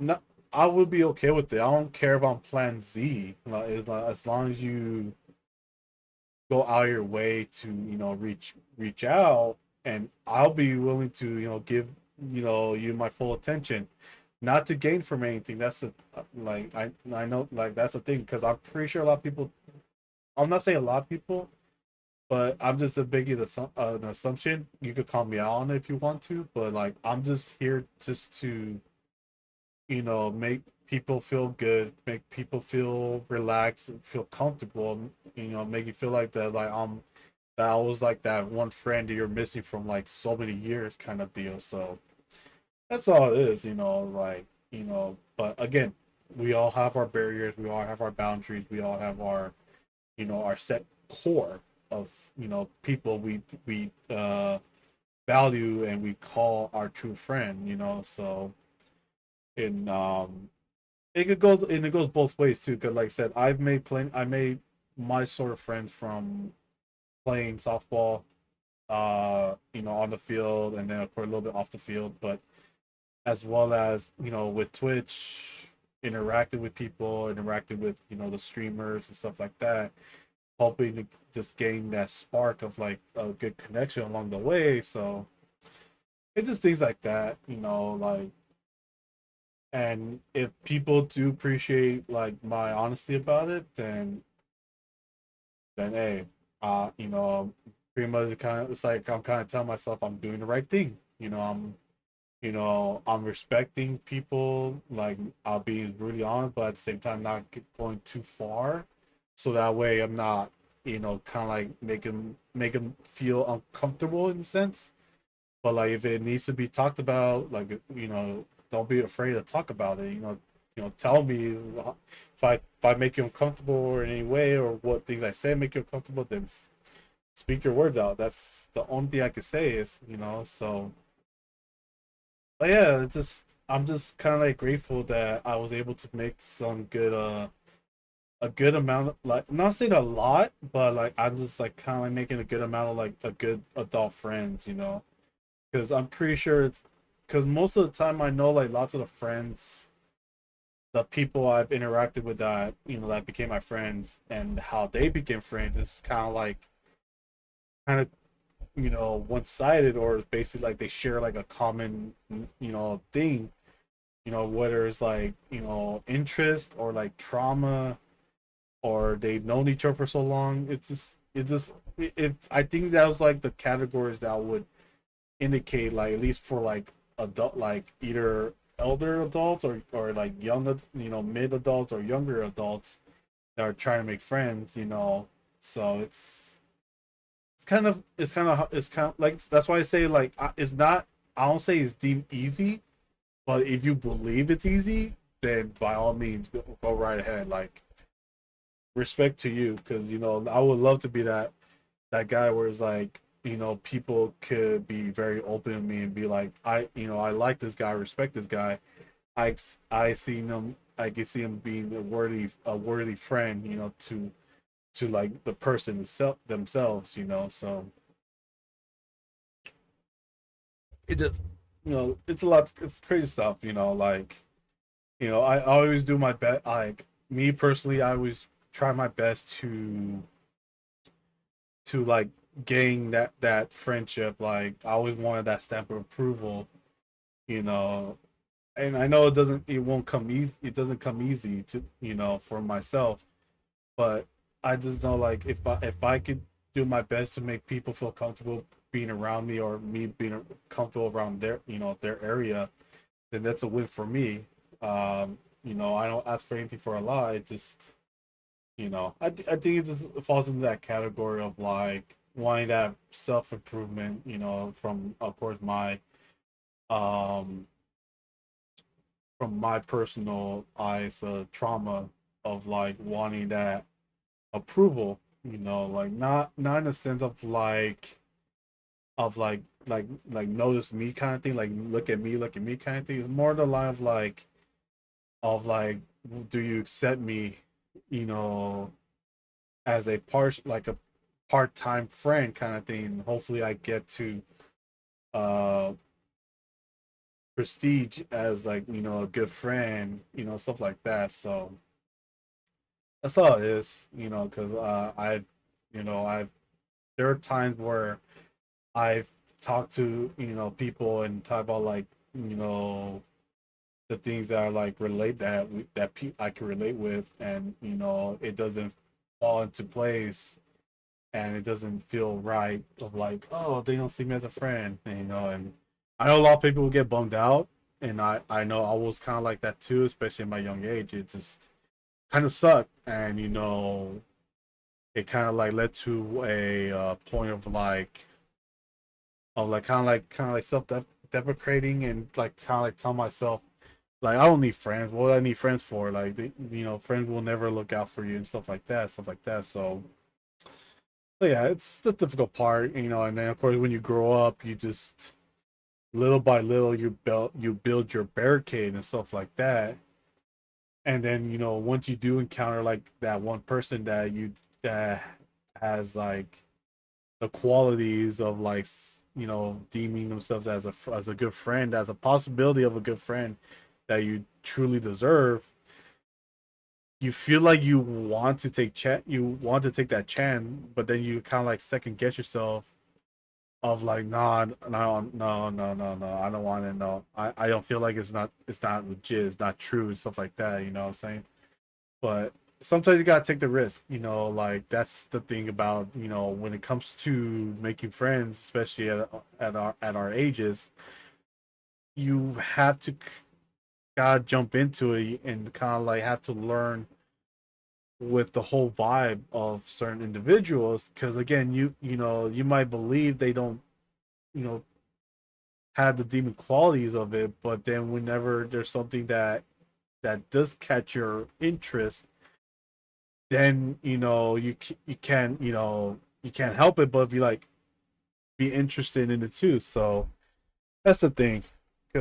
But I know, like, at the end of the day, like, once you do develop it, that's where you gotta have to learn of, like, if they're willing to be open with certain aspects of it, and if they deem you worthy of that aspect of, like, hey, he's a good friend, he basically just was very open with me and stuff like that, I respect them and he's a good friend. So yeah, yeah. Oof. Sorry, that like took a lot out of me, because again, this is kind of like the point, like the point of like my life, where it's kind of like very difficult to talk about, but like I kind of like wanted to kind of like was like I was saying, like, take the monkey off your back kind of thing, like unloading like the rocks, or like the weight of the weight of the world and stuff like that. But like I think with that, this is kind of like one of many of like those aspects of like me being open with you guys about this, that because I I could brutally honestly say that like I am a very well structured mofo, you know, um, well rounded when it comes to like certain aspects, and then of course, and then of course being like friendship, talking about friendship, and then as a grown adult, it's kind of like it's kind of like very hard, and like to be honest, before like I even got on today, like before I decided to do this podcast, I was kind of like contemplating on myself, telling myself you should not do that, because I feel like because it feels like it's like my inner thought, like my darker ego is telling me like people will never like approve you, like you're not gonna get that satisfaction of getting that approval of like being called someone's friend kind of thing. But I have to kind of like think of the positive, like how many people I have respectfully earned, and hopefully I have deemed earned the respect of being called a good friend for them. As I've been knowing someone for so long and stuff like that. It just kind of like I was just kind of like, you know what, I'm gonna have to wing it. I'm gonna have to risk it all and just do it. Because if I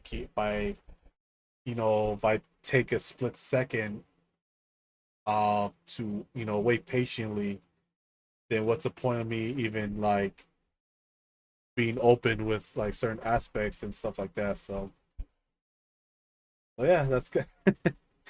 And yeah, it kind of the fact that I'm like saying all of this, all this wholesome shit without puking kind of says a lot, So I kind of like surprised myself in a weird way of, because again, I'm not the type to be very open. A lot of people know already by now, and I know who they are, and I'm pretty sure, I'm pretty sure once I post this and they watch this, or if people are new that do watch it, they'll be like,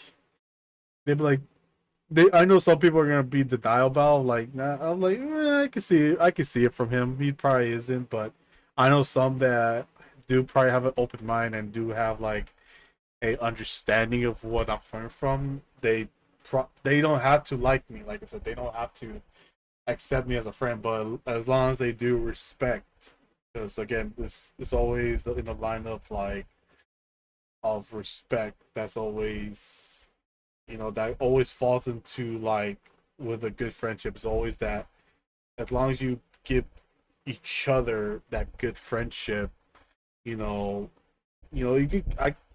care less about having the same interest, likes, dislikes, all that stuff. But if there's no mutual respect from it, then how you're able to develop such a good friendship, without respect and stuff like that. So yeah, and I can't think those people enough that that do accept me for the way I am. And that's also another thing for like, there are some people that don't there's always people that don't respect and don't accept you the way you are. That's also another thing, because there's always people that have weird, crazy, and like over the top standards as well, that be like, oh, if you're not neither of this, you can't be my friend. Like, kind of like the old school. It's like that, like those old school retro high school movies you watch where it's like, oh, if you're not popular, you can't be my friend. Or it's like, if you don't play sports, you're not popular, you're no deep worthy to be my friend. It's like stupid shit like that. But like I don't now is like, if you're not very open, being communicative, and then with the additional respect, and not being very not open with with certain people, then like, I'm sorry to tell you, you can't, you don't. I feel like that's not deemed worthy to become someone's friend, stuff like that. So, versus with like, like a lot of people that like I said, a lot of people that I have had a pleasure to call friend, and then of course, hopefully along down the line, I have earned at least their approval, at least in their mind. I'm pretty sure they might have accepted me, but like I do get self-conscious about it, about like, stuff like that. But like, again, I don't know how people think. Like 99% of the time, I normally don't, because again, a lot of people go through a lot of crazy shit, and they all have their personal way of like how they accept people and how they deny people, stuff like that. So it just things like that, and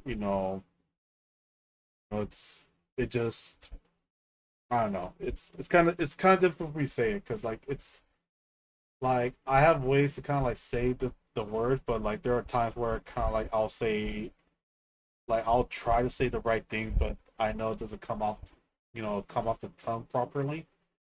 So, but if you guys do understand what I'm trying to say, then hey, hats to you, because again, I respect, you guys and stuff like that. I always respected people that, humble. I am very blessed to have as a good friend and stuff like that. I just pray like hopefully that as going through the year, going through the future and stuff like that, like I develop such a good, like that deep connection of like you know, of friendship worthy for most of the people I've you know interaction with and stuff like that. And yeah, it's kind of crazy, like just me being very open and very wholesome about it. It was disgusting. I'm not. It's disgusting. I know. Like me being very wholesome and open about it. And ugh, I know for sure I might have to take some like medications. I'm kidding, not medication. Maybe like some tums, and some tums, and find something to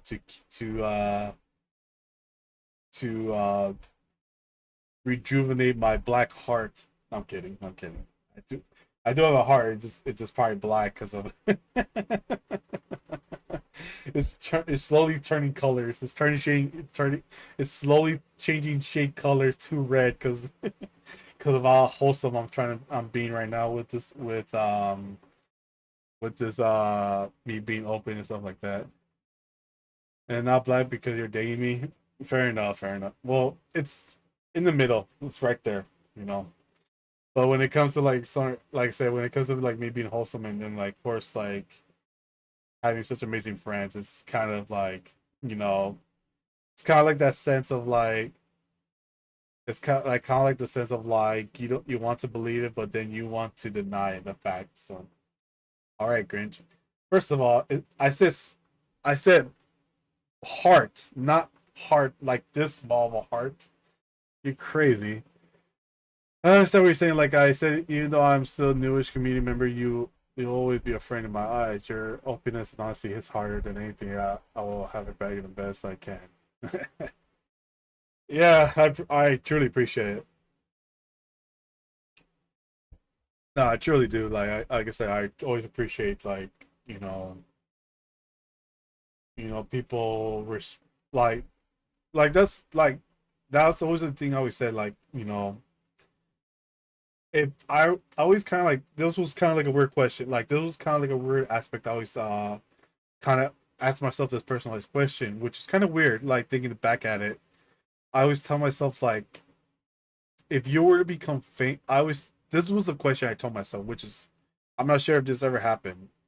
I told myself that if you were to become famous, how how would you become what do you see yourself when you become like famous, right?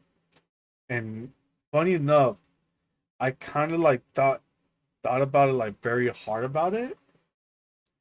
And I remember thinking of two different aspects, like option A and option B kind of thing, right? Which option A was like, you know, like it's kind of like that, like a darker ego of like not giving a damn about nobody. I did it all by myself. I never relied on anyone, stuff like that. That was like kind of like my dark ego thinking of that. Versus with like my true answer was just like, as I kind of like little by little learned about myself, changing myself, as a person with even though I still have flaws, I still knew that I could still become a better person. And I was like thinking, if I was to become at the top of my game, with lots of amazing people, and then of course having great friends, I feel like that would have been, I think like that's the great way to go at it, because I feel like that would have been, because I feel like in the sense that my life like won't be boring as much, like in a worse, like in the sense of like I won't get too bored with it. Like I know now, like having a partner, and then of course interacting with people is like it's not as boring as it is. And of course, being with my family is not as boring. But I feel like being at the top of my game and having great friends around me with such a great community would always be like the best thing ever, and I will never get bored from it. Like yeah, there's an aspect of like, will it be overwhelming? It can, but but if it's like saying like, would you regret it kind of thing, I was kind of like tell myself, nah, I won't regret it. Like not 100%. Like I know it'll be overwhelming, but at the end of the day, like I chose it, I wanted it, and I feel like I deserve it. So yeah, like so yeah, there like if that was a possible question of if there is a possibility of like if I ever get interviewed like some stuff like that, I feel like that'll be like my truest honest answer to give, you know, and if people respect it, then that's just like an extra credit thing. But if not, again, you know, I'm not here to please, you know, I'm not here to I can't please everybody in a sense or get their approval because every person's different. I just wish I can earn their respect at least, you know, and like, you know, if you know, gain approval is not if it's not an option, I pretty much prefer to earn, you know, the respect because, you know, which, you know, it's again it's like it's kind of crazy like me just talking about it, like, you know, respect goes a long way in a sense. Versus with like, you know, your own personal feelings, you know, or like likes and dislikes for a person and stuff like that. So yeah, that's yeah. Oh, this is it was like very I kind of like told myself it was like I was like telling myself when I did this, I'm like, oh, I'm gonna talk about video games, it'd be nice, it'd be fun and wholesome. But then it got like very like sentimental like at the end. Getting like close to the end. You know what I mean? It's I don't know.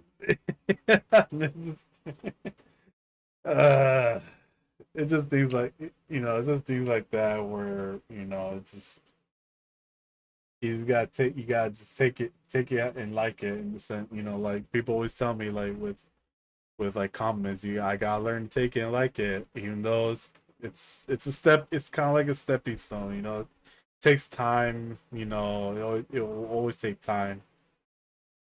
Yeah, yeah. So I know the accepting of the comments will always take time, you know, because again, it was never my obligation to get these comments from like all the people that I've interacted with. It just you know very difficult, but again, it's a stepping stone. It's a step forward and stuff like that. It's the same with making you know earning making friends as an adult. Like it's a stepping stone. You just gotta learn. You gotta learn as you make progress when you make interactions with the people and stuff like that. That's all it is. You know, you just gotta learn. You just gotta learn as you do as you know do these interactions and stuff like that. That's as simple as that. You know, and if you can't fully comprehend it, then you know, not saying it's like the end of the world for you if you can't like make a friend. It's like there are times there'll be a certain aspect in time where you will find people that will you can relate to. They'll be open about it and be very honest with you and stuff like that. It's just on the line of like being patient. You gotta see if um when or where will that possible you know person that will become your friend will come around, you know. So yeah, so just things like that, and you know, don't give up on it because I feel like there's always a lot of people that they feel like they cannot make any friend, they just give up and they just you know they go down like a rabbit hole. They go to a rabbit hole and then they feel like you know like what is the worth of like you know even trying to make friends and stuff like that, you know.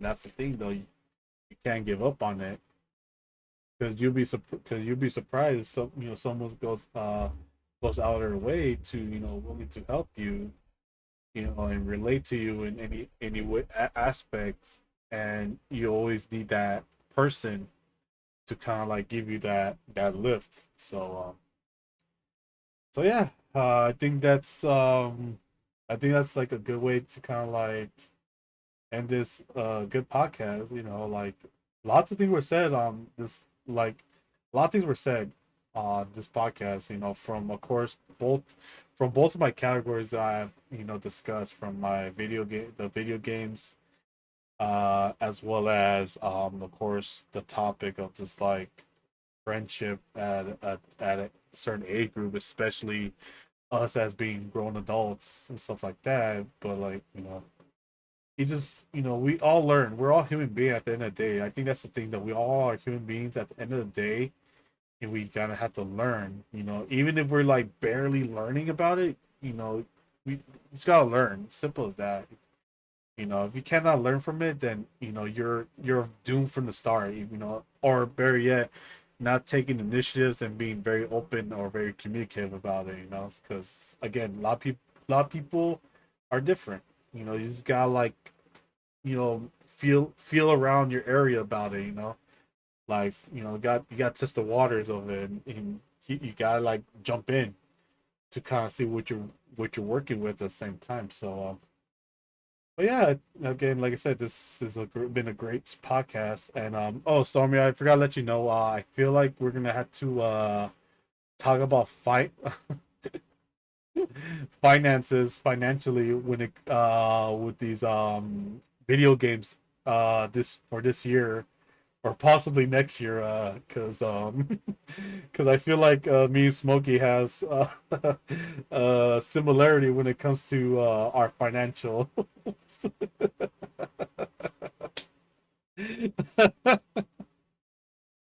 But anywho, we're gonna rate out, and I'm gonna see who is on at the moment. Let's see. Okay. It's true. My wallet's gonna scream at me right now. Yeah. See, yeah. I know what you mean. But let's see who is on. Uh,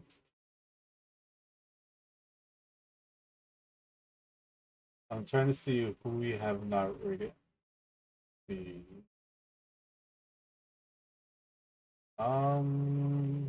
who have we not rated out to lately? I think I remember rated out to. Who's the last person I rated out to? I'm trying to remember. We'll talk about it. We'll talk about we'll talk about it, but right now you need to get fair enough, fair enough. Did I rate it? Well, I don't think I rated out to Looney, have I? Did I rate out to Looney? No, I think I remember I rated out to Looney with you, right? Dude? I'm trying like to remember, because I think I remember rate out to Looney, as well as I think I rate out to Raider at one point. I think I rate out Raider last time I did. So I'm trying like.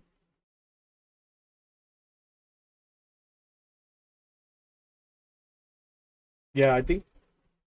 Uh, have I rated out to Mermaid? I feel like I did. I think I rated out to Mermaid at one point. I know I did. I'm trying. I'm like trying to remember, because I know there. I know. Mia's on. I think I remember. I think I rated out to Crazy Hazy at 1.2. I'm just trying to remember. I think also rated out to Casa like not too long ago. Again, I'm just brain.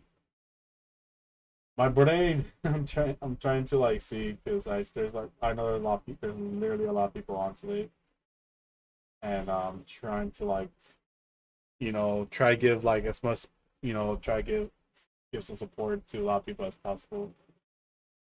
Um,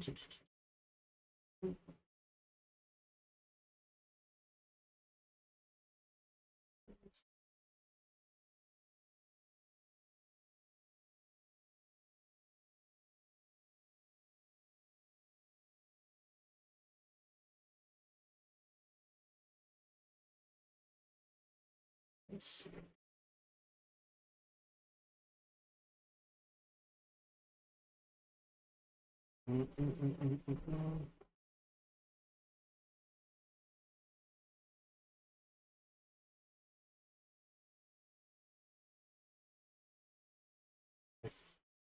Like I'm like between.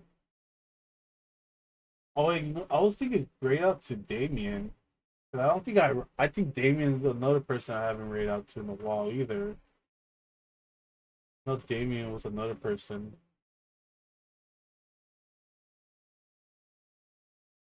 Yeah, you know what? I think I'm gonna raid out to Damien. I haven't.